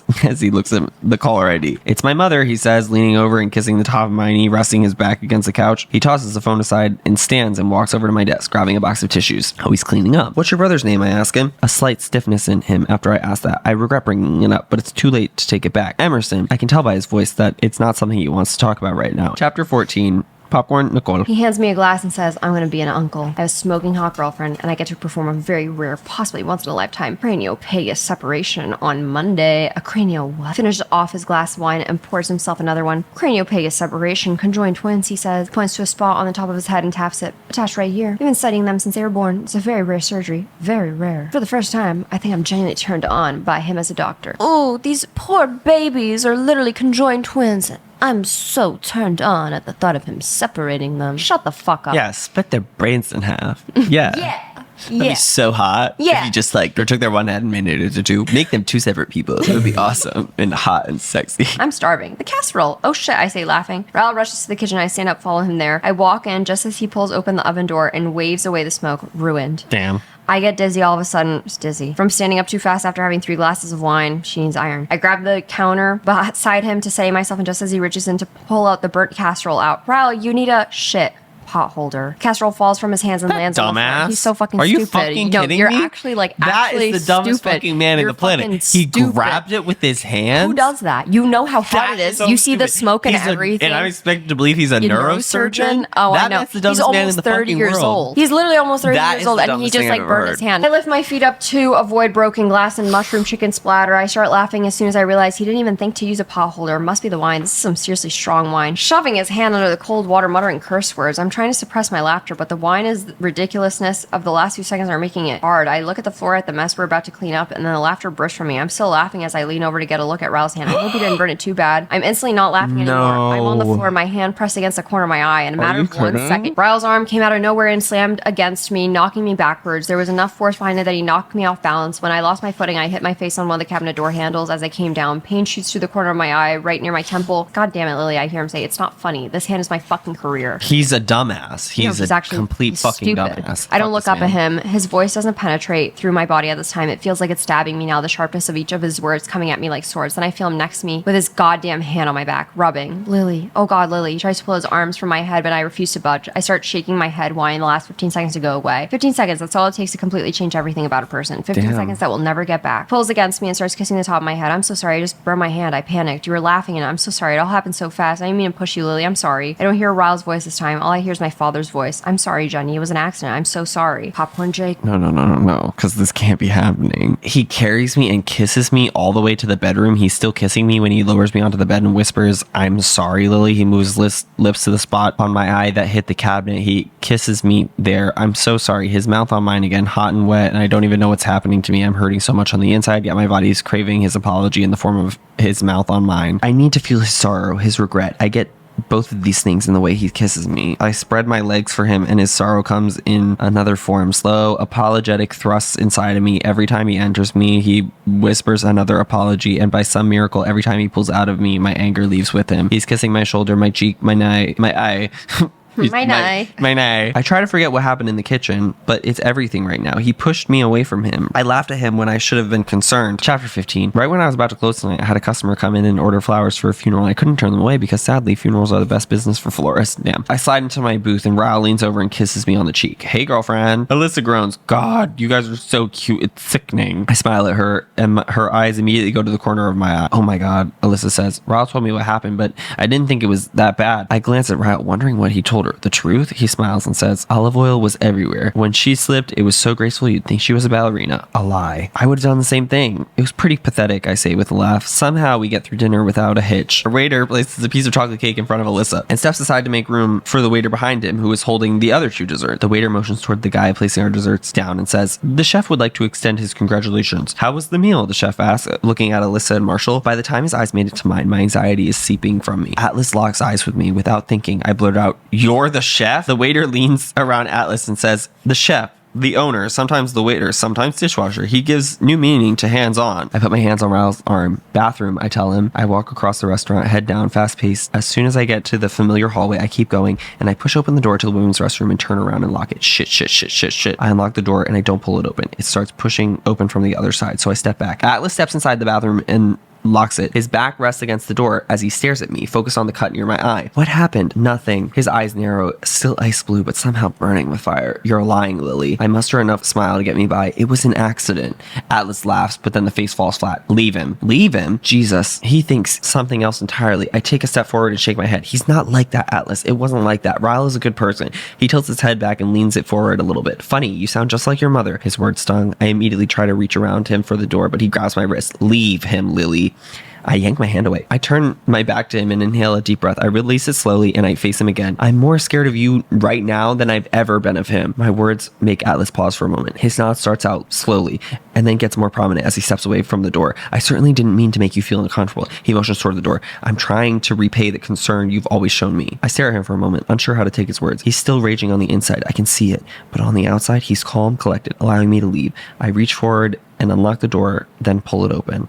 I gasp when my eyes meet Ryle's. I quickly glance over my shoulder and see Atlas filing out of the bathroom with me. Ryle's eyes fills with confusion as he looks from me to Atlas. What the fuck, Lily? Popcorn, Nicole. Right when Atlas reaches the kitchen doors, he pauses. No, keep walking. In what becomes one of the most dreadful moments I can imagine, he spins around and strides towards Ryle, grabbing him by the collar of his shirt. Almost as soon as it happens, Ryle forces Atlas back and slams him against the opposite wall. Atlas lunges for Ryle again, this time shoving his forearm against Ryle's throat, pinning him against the wall. You touch her again and I'll cut your fucking hand off and shove it down your throat, you worthless piece of shit. Atlas, stop! Look at me, you're not like this. Atlas, he says his name with familiarity. Why is Ryle saying Atlas's name like that? Like he's heard me say before. I've never told him about Atlas. Wait, I did. The first night on the roof, it was one of my naked truths. This is Atlas, the homeless boy you pity fucked? Oh God. Out, Atlas yells, pointing at the door. Get out of my restaurant. I meet Ryle's eyes as he begins to walk past me, scared of what I'll see in them. But there isn't any anger in there, only hurt, lots of hurt. If you don't want to be with me, please tell me right now, Lily, because when I saw you with him, that hurt. I never want to feel that again. And if it hurts this much now, I'm terrified to think what it could do to me a year from now. Chapter 16. I mean, I'm not trying to be selfish, but you didn't taste the dessert, Lily. Alyssa groans, oh, it was so good. We're never going back there. If it isn't fair that we can't go back there because of the owner, how is it fair that the owner gets to come here? What? I close my laptop and stand up. Why would you say that? Is he here? She's right here. Would you like me to take your coat? We don't take coats. Atlas glances up and I walk out of my office. He writes something down on the sticky note and then proceeds to pull my phone apart. He slips the case off and puts the sticky note between the case and the phone, then slides the cover back over it. He pushes my phone back across the desk. I look down at it and then back up at him. He stands up and tosses the pen on my desk. It's my cell phone number. Keep it hidden there in case you ever need it. I wince at the gesture, an unnecessary gesture. I won't need it. Popcorn Jake. Chapter 17. It's after 7 before I get home. Ryle called an hour ago and he said he wouldn't be coming over tonight. Dear Ellen, most of the time I'm thankful you don't know I exist, that I've never really mailed you any of these things I write to you. But sometimes, especially tonight, I wish you did. I just need someone to talk to about everything I'm feeling. It's been 6 months since I've seen Atlas and I don't know where he is or how he's doing. So much has happened since the last letter I wrote you. When Atlas moved to Boston, I thought that was the last time I'd see him for a while, but it wasn't. I was crying when I heard the tap on my window. At first, I thought it started raining, but then I heard his voice. I jumped and ran to the window, my heart in hysterics. He was standing there in the dark, smiling at me. I raised the window and helped him inside, and he took me in his arms and held me there for a long while I cried. He smelled so good. I could tell when I hugged him that he put on some much needed weight in the 6 weeks since I'd last seen him. I pulled back and wiped off my cheeks. I was embarrassed that I was crying. I cried a lot that month, probably more than any other month of my life. He said he wanted to tell me something and his voice grew serious. He readjusted me so that I was straddling his lap because he wanted to look me in the eyes when he told me. But what he said next shocked me. He went to that... He's gay.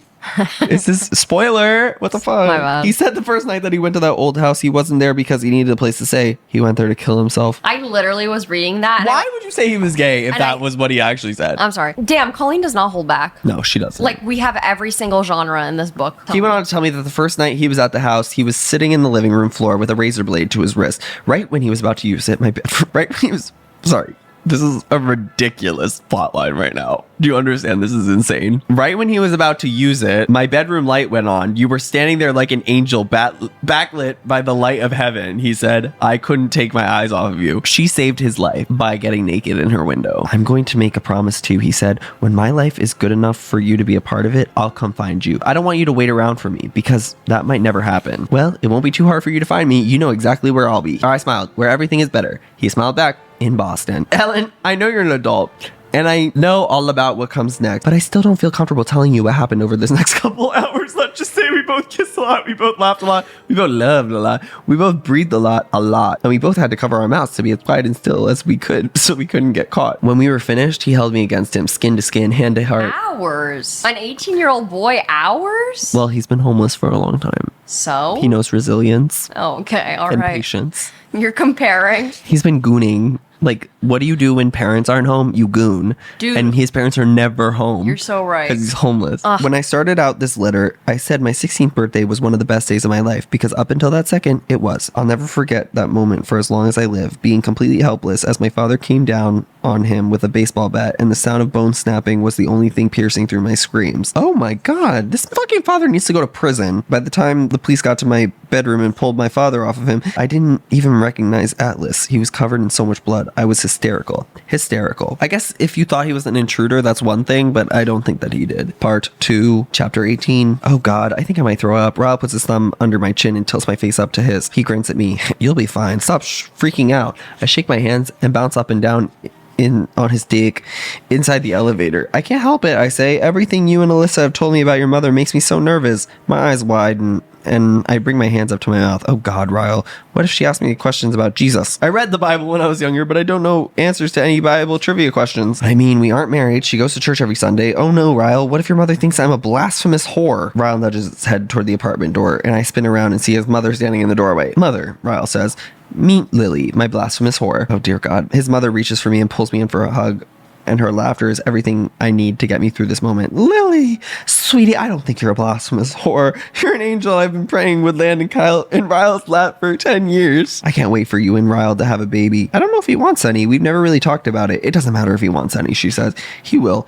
He didn't want a relationship before you. He didn't want to get married before you. I feel a proposal coming on any month now. What about you? Alyssa presses. Would you say yes if he proposed? I laugh. Are you kidding me? Of course. I'd marry him tonight. Alyssa looks over my shoulder at her bedroom door.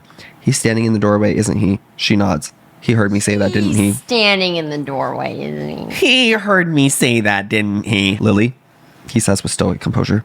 I would marry the hell out of you. Are you sure about this, Ryle? He runs his hand through my hair, pulling my face to his, brushing his lips against mine. Naked truth, he whispers. I'm so excited to be your husband, I could piss my damn pants. Popcorn, Nicole. He took a shower first, and as soon as he got out, I jumped in. I told him we needed to wash the smell of sex off of us before we had dinner with Alyssa and Marshall. When I hear a crash, I pause. Ryle? Nothing. I finish shaving, and then when I wash the soap off, another crash. What in the world is he doing? I turn off the water and grab a towel, running it over myself. The nightstand by our bed is tipped over. I move to the living room and see him sitting on the edge of the couch, his head in one of his hands. What's wrong? He holds up my phone and looks like I should know what's happening. When I shake my head in confusion, he holds up a piece of paper. Funny thing, I dropped your phone by accident. Cover pops off. I find this number hidden in the back of it. Oh God. Oh my God. No. That's why he fucking ruined the fun. He's so fucking annoying. I hate this man. That's why he ruins the fun. Is that what you said? No, I said the fucking, but yeah, sure, he ruins the fun. There's a 3-second pause where I think this could go on for two ways. He's going to leave me or he's going to hurt me. He runs a hand through his hair and walks straight for the door. He leaves. Ryle. Why did I never throw the number away? I open the door and run after him. He's taking the stairs 2 at a time, and I finally reach him when he's the landing of the 2nd floor. I shove myself in front of him and grab his shirt in my fist. Ryle, please, let me explain. He grabs my wrist and pushes me away from him.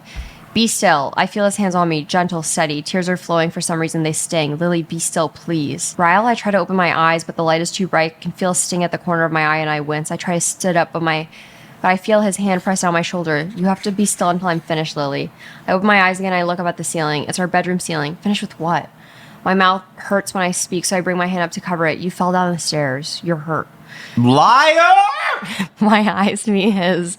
There's concern What the fuck? in them, but also hurt, anger. He's feeling everything right now. And We know the only truth. thing I feel is confused. I close my eyes again and try to remember why he's angry, why he's hurt. My phone, Atlas's number, the stairwell. I grabbed his shirt. He pushed me away. You fell down the stairs, but I didn't fall. He pushed me again. That's twice. You pushed me, Ryle. His voice is cold. Does it hurt anywhere else? Your arms, legs? He sounds just like a doctor and nothing like a husband. You pushed me, I say through tears. All I can think or say or see. You fell.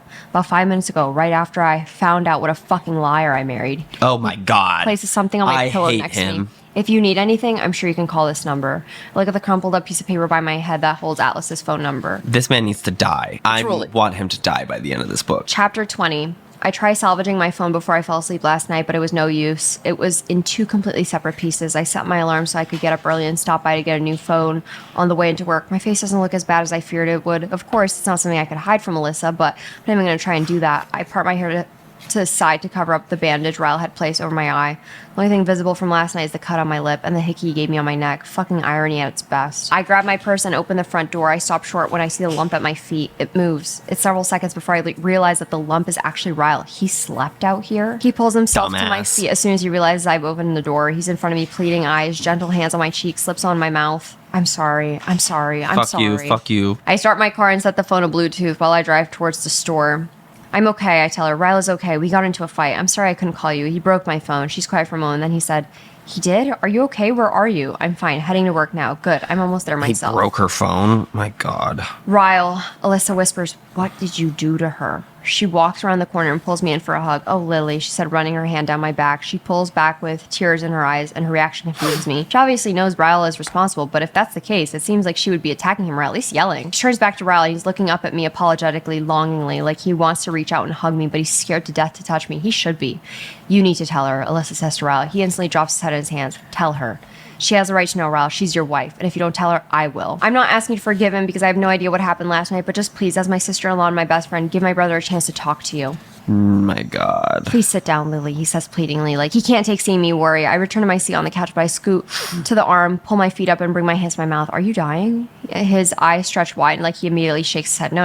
It's nothing like that. Then what is it? Do you remember my naked truth, what I told you about the night that what caused me to be so angry? I lay my head down and think back to that night and all the truths that he told me. He said marriage repulsed him. He was only into one-night stands. He never wanted to have kids. He was mad about a patient he lost that night. The little boy, I said, that's why you were mad, because the little boy died and that upset you. And what? This is supposed to be an excuse for why he's abusive? I shot him, Lily, my best friend, my big brother. I was only 6 years old. I didn't even know I was holding a real gun. She was only 5 when it happened. Emerson was 7. We were in my garage, so no one heard or screams for a long time. I was trying to put everything back inside of his head. I thought I could fix him, Lily. My hand flies up to my mouth. I guess. That's why he's a neurosurgeon.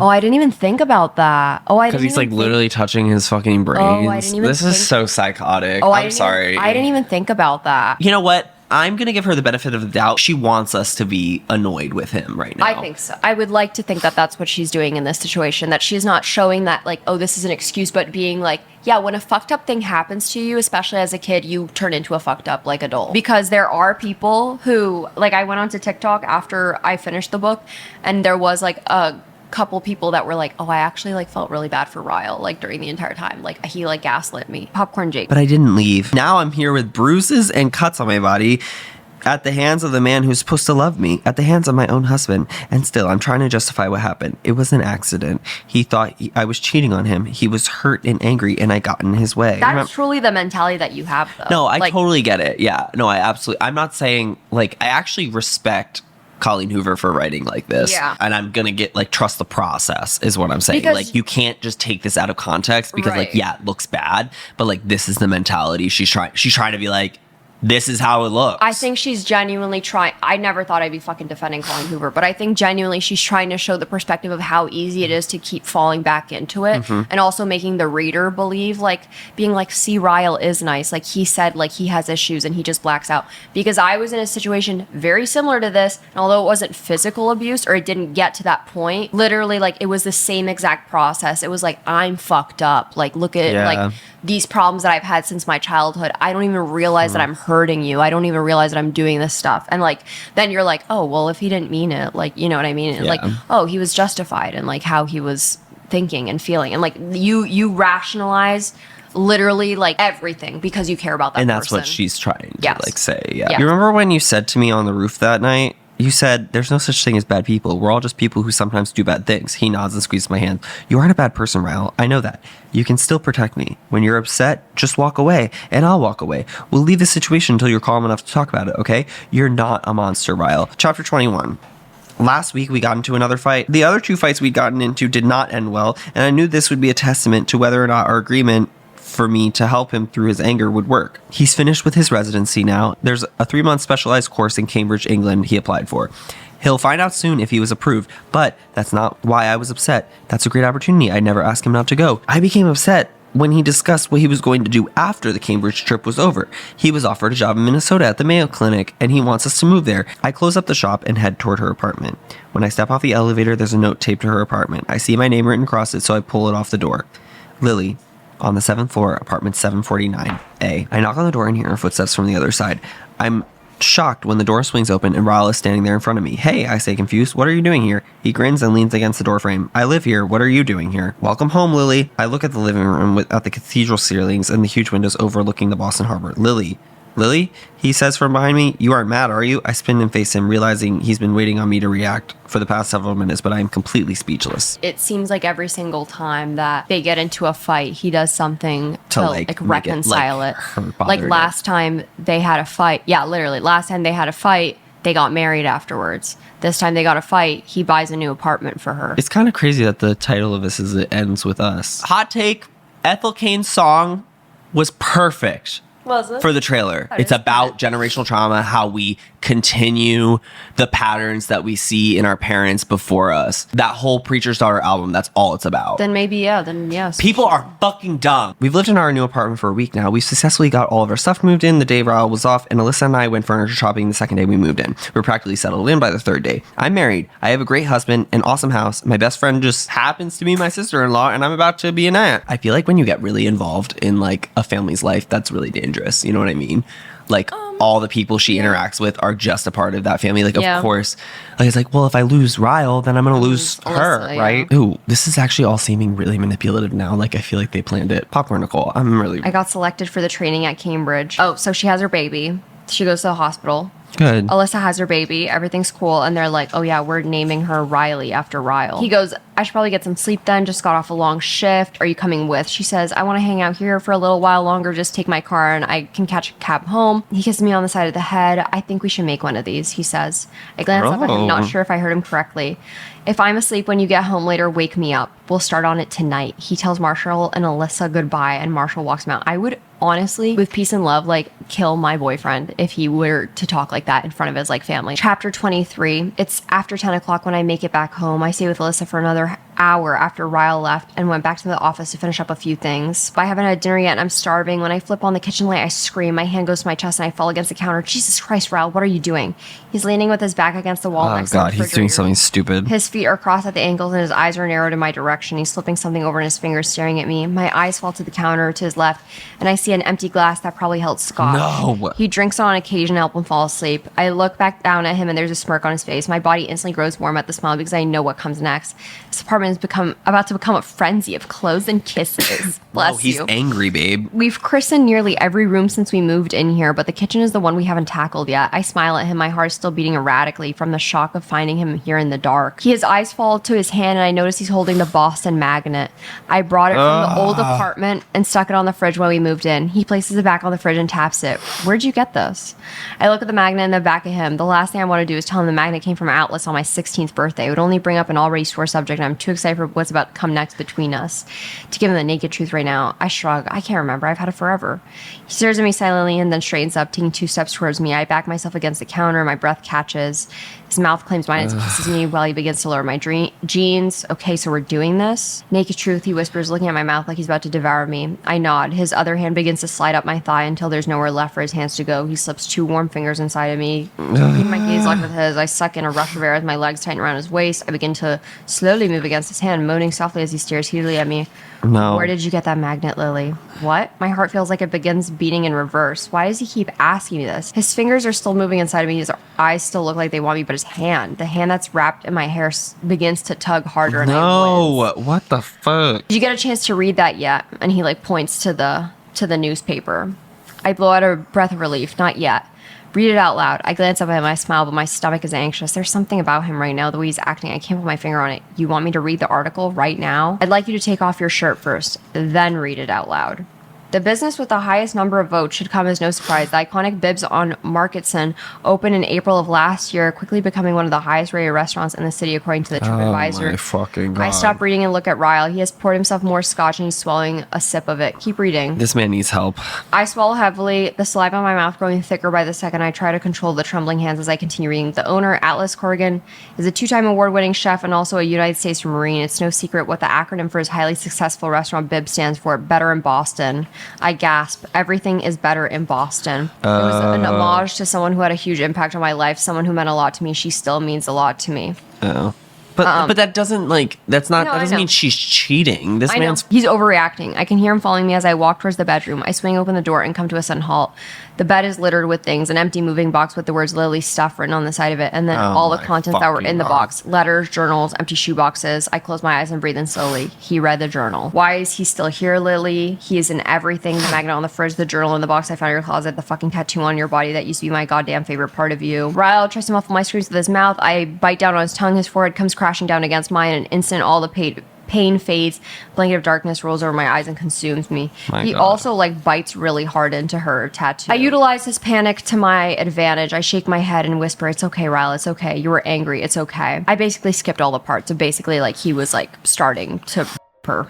What? Yeah, I skipped all of that because I was I wipe my tears from my eyes and begin dialing Atlas's number. I hate myself more in this moment than I ever have in my entire life. I hate myself because the day Ryle found Atlas's number in my phone, I lied and said I had forgotten it was there. I hate myself because the day Atlas placed his number there, I opened it and I looked at it. I hate myself because deep down, I knew there was a chance I might one day need it, so I memorized it. Hello? His voice is cautious and inquiring. He doesn't recognize this number. I immediately start crying when he speaks. I cover my mouth to try and quiet myself. Lily, his voice is much louder now. Lily, where are you?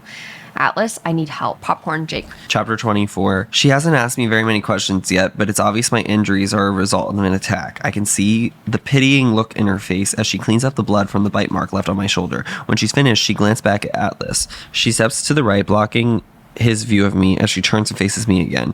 I need to ask you some very personal questions. I'm going to ask him to leave the room, okay? It's in that moment that I realize she thinks Atlas is the one who did this to me. Please don't make him leave.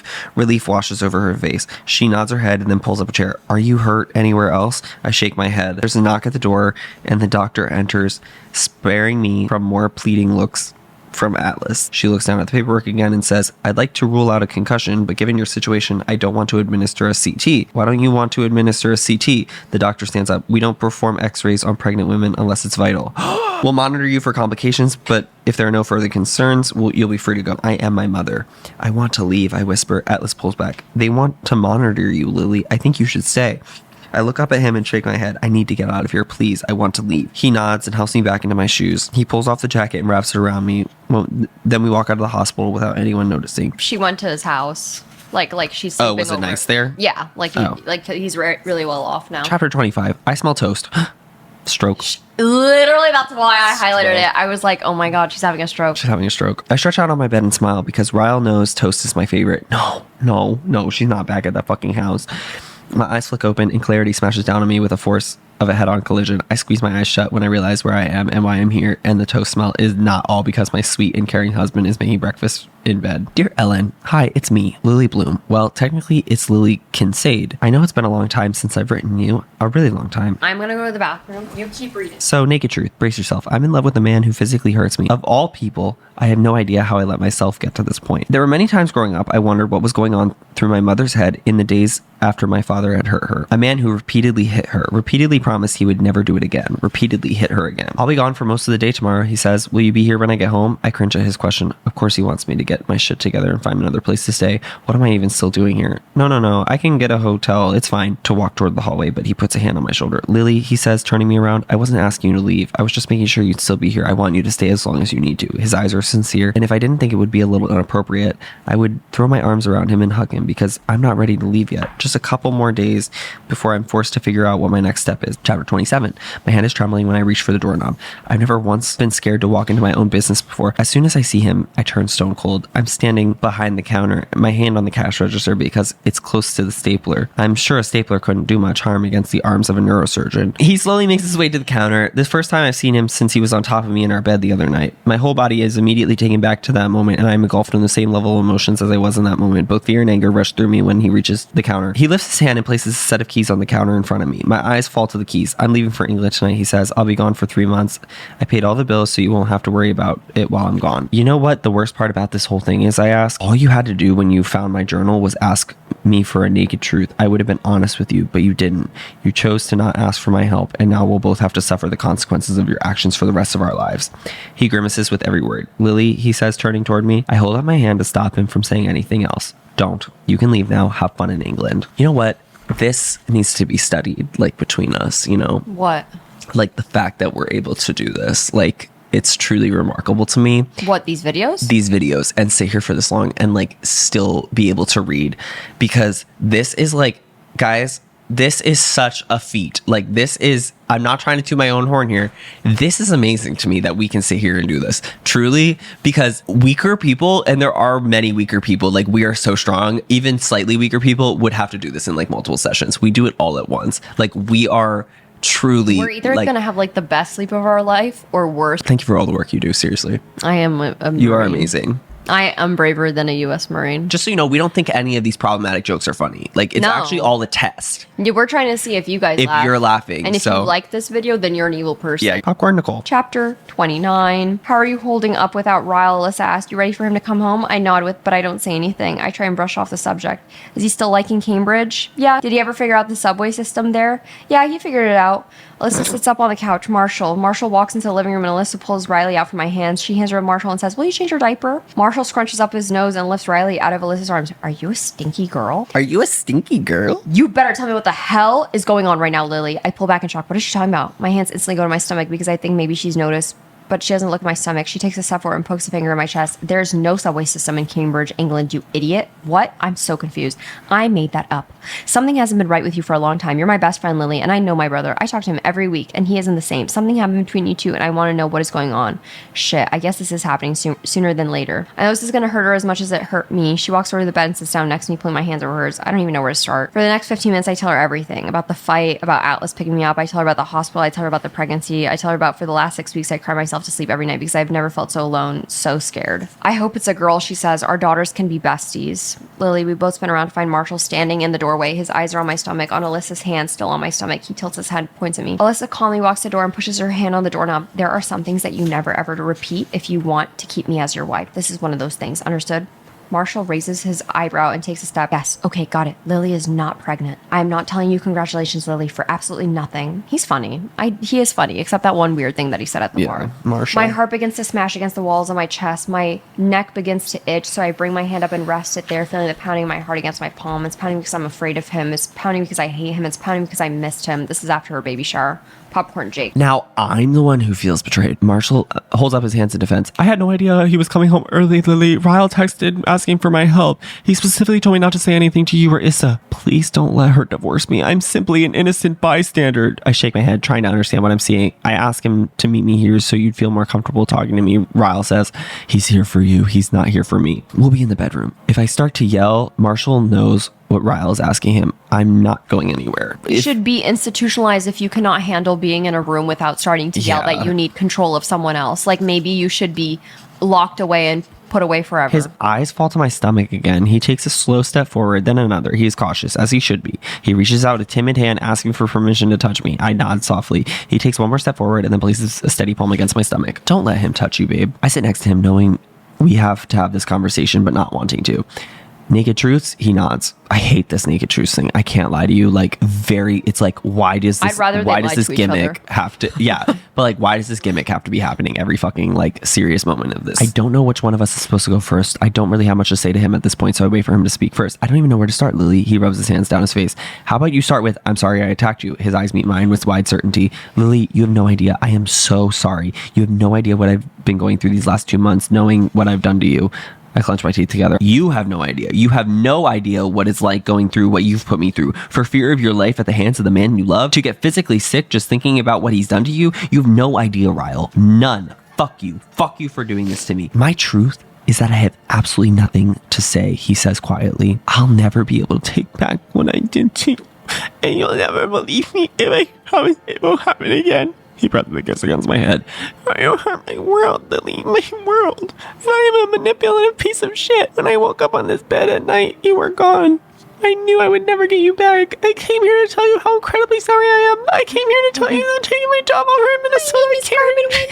And I love this baby more than I've ever loved anything in my whole life. His voice cracks. Please, don't take this away from me, Lily, please. I love you, he whispers against my mouth. His tongue sweeps softly against mine. It's so wrong, so good, and so painful. Before I know it, I'm on my back and he's crawling on top of me. His touch is everything I need and everything I shouldn't. His hands wrap around my hair, and in an instant, I'm transferred back into that night. I'm in the kitchen, his hands tugging my hair so hard it hurts. He brushes the hair from my face, and in an instant, I'm transferred back to that night. I'm standing in the doorway, his hand trailing across my shoulder right before he bites into me with all the strength in his jaw. His forehead rests gently against mine, and in an instant, I'm transferred back to that night.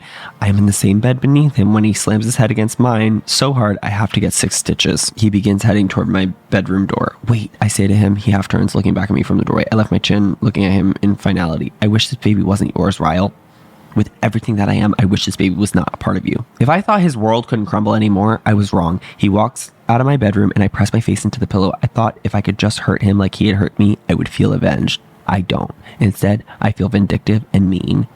I feel like I'm my father. In all honesty, it is empowerment, like choice is empowerment. Having a baby that you want to have is empowerment. But I thought that this would maybe potentially lead to Colleen Hoover writing a book about being like, I got an abortion because I didn't want my abuser's baby. It's not going to be that.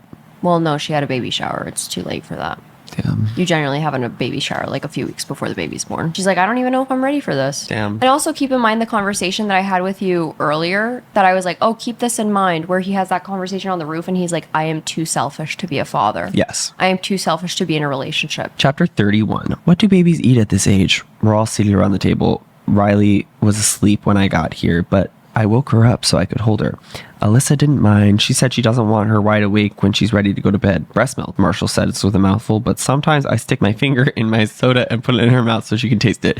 Baby can have a little bit of Dr. Pepper. Aspartame. As a treat. Yeah. That's so funny.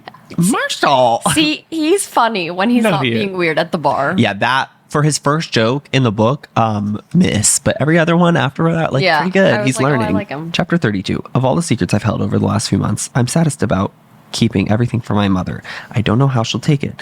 I know she'll be excited about the pregnancy, but I don't know how she'll feel about me and Ryle splitting up. She'll probably find it very easy to excuse his behavior and try and convince me to take him back. And in all honesty, that's part of the reason I've been stalling this, because I'm so scared there's a chance she might be successful. I stand up and remove my jacket. At first, she doesn't think anything of it.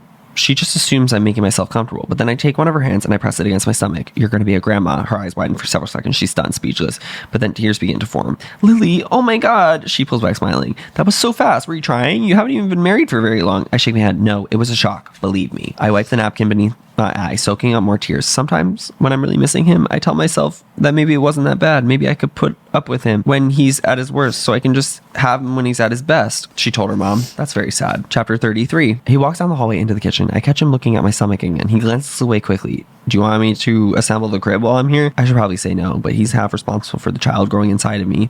If he's going to offer physical labor, I'm going to take it, no matter how angry I still am at him. Yeah, that would be a big help. So what, they're like trying to patch it up? On this page, she says, I cry for Ryle because even though he's responsible for the situation he's in, I know how sad he is about it. And when you love someone, seeing them sad also makes you sad. Neither of us brought our separation or even a chance at reconciliation. We didn't even talk about what's going to happen when this baby is born in 10 weeks. I'm just not ready for that conversation yet. And the least he could do for me right now is show me patience. The patience he still owes me from all the times he's had none. Wow. Yeah, she basically tells him, she's like, don't expect like anything from me, like until this Good. baby is born. Good. Chapter 34. I finish rinsing the paintbrushes and then walk back out of the nursery to admire the mural. I'm not home running errands. I'll come look at it tomorrow though. It's a clock and with, what else do you guys get tattooed on them? Like a clock with what? Clock and rose. Cowboy boot, maybe? What animal is usually there? It's a wolf. Eagle. A lion. Feel like driving into town tonight? The nursery's finally finished. Mom, can't. Recital at school tonight. I'll be here late. I can't wait to see it. I know that I shouldn't do what I'm about to do, but I do it anyway. The nursery's finished. Do you want to come look at it? Ryle, of course. On my way now. I walk over to the rocking chair and take a seat. Naked truth, I say, looking up at him. Oh, shut the fuck up. Sorry. He exhales a huge breath and nods and takes a seat on the sofa. Please, Lily, tell me you're ready to talk about this. His reaction caused my nerves a little bit, knowing he's ready to discuss everything. You go first. He clasps his hands together. I don't know what you want from me, Lily. I don't know what role you want me to have. I'm going to give you all the space you need, but at the same time, I want to help you more than you possibly know. I want to be in our baby's life. I want to be your husband. I want to be good at it, but I have no idea what's going on through your head. His words fill me with guilt. Ugh. I want him to be a good father. I would never keep you from your child, Ryle. I'm happy you want to be involved, but I have concern in regard to your temper, the way you lose control. How do I know something won't set you off while you're alone with this baby? This is not me insinuating someone and what they should do or whatever, but like that is part of the reason why, like, low-key, I was like hoping that maybe she wouldn't want to go through with this pregnancy because this child will have to have some sort of custody with their father. The fact that they're going to have to live with the potential of abuse at his hands, like he clearly has temperament issues, like it is just terrifying to think about. And like, at least there are protections in place, or like she could probably even prove in a custody battle but will she do that? Right. You know what I mean? Because then you're in that situation, you're like, oh well, I don't want to take away more custody from I know, yeah, that's tough. But you keep pushing your limits. That was something that her mom said, like, don't keep pushing basically your limits. She was like, I kept my limits pushed, like, you know, the first time he like slapped me, and then the second time, you know, he like kicked me, and the third time he like beat me up, and then the fourth time he like slapped me again. And I was like, okay, well at least he didn't beat me up again. And so like your level of tolerance, but that's like good, like, that's like good advice. Chapter 35. I smell toast. Stroke. I stretch out on the bed and smile because Ryle knows toast is my favorite. I lie here for a while before I even attempt to get up. It feels like I take the effort of 3 men to roll me out of bed. When I make it to the kitchen, Ryle is stirring a pan of scrambled eggs. He spins me around. Did you notice how they did that in the other chapter? Like they were like, oh, I smell toast. And then you're like, oh, but she's safe because she's with Atlas. And then this time she smells toast and like, she's not safe. Like she's still like literally like in the same with Ryle, The head is almost out, the doctor says. Just a few more pushes. I can't even describe the next few minutes. It's a blur of pain, heavy breathing and anxiety and pure unequivocal elation and pressure. Such enormous pressure. I'm about to implode and then it's a girl. Ryle says, Lily, we have a daughter. Popcorn Jake. Lily, he whispers. Naked truth. I nod. She's so much prettier than Marshall and Alyssa's baby. I laugh and elbow him. I'm kidding, he whispers. I'd like to name her after your sister, I say, glancing at him, or maybe your brother. I love the name Emerson for a girl. It's cute. That is such a cute name. But he glances over at me, not expecting that answer. Emerson, he says. That's kind of cute for a girl name. We could call her Emma or Emmy. He smiles and looks down at her. It's perfect, actually. After a while, I pull away from his shoulder so I can watch him hold her. It's a beautiful thing seeing him interact with her like this. I can already see how much love he has for her just from the little time he's known her. I can see that he would do anything to protect her, anything in the world. It isn't until this moment that I finally make a decision about him, about us, about what's best for our family. Ryle is amazing in so many ways. He's compassionate, he's caring, he's smart, he's charismatic, he's driven. My father was some of those things too. He wasn't very compassionate toward others, but there were times where we spent together that I knew he loved me. He was smart, he was charismatic, he was driven. But I hated him so much more than I loved him. I was blinded to all the best things about him, thanks to all the glimpses of him I got when he was at his worst. 5 minutes of witnessing him at his worst couldn't make up for 5 years of him at his best. I look at Emerson, I look at Ryle, and I know I have to do what's best for her, for the relationship I hope she builds with her father. I don't make this decision for me. I don't make it for Ryle. I make it for her. Ryle, when he glances at me, he's smiling, but when he assesses the look on my face, he stops. I want a divorce.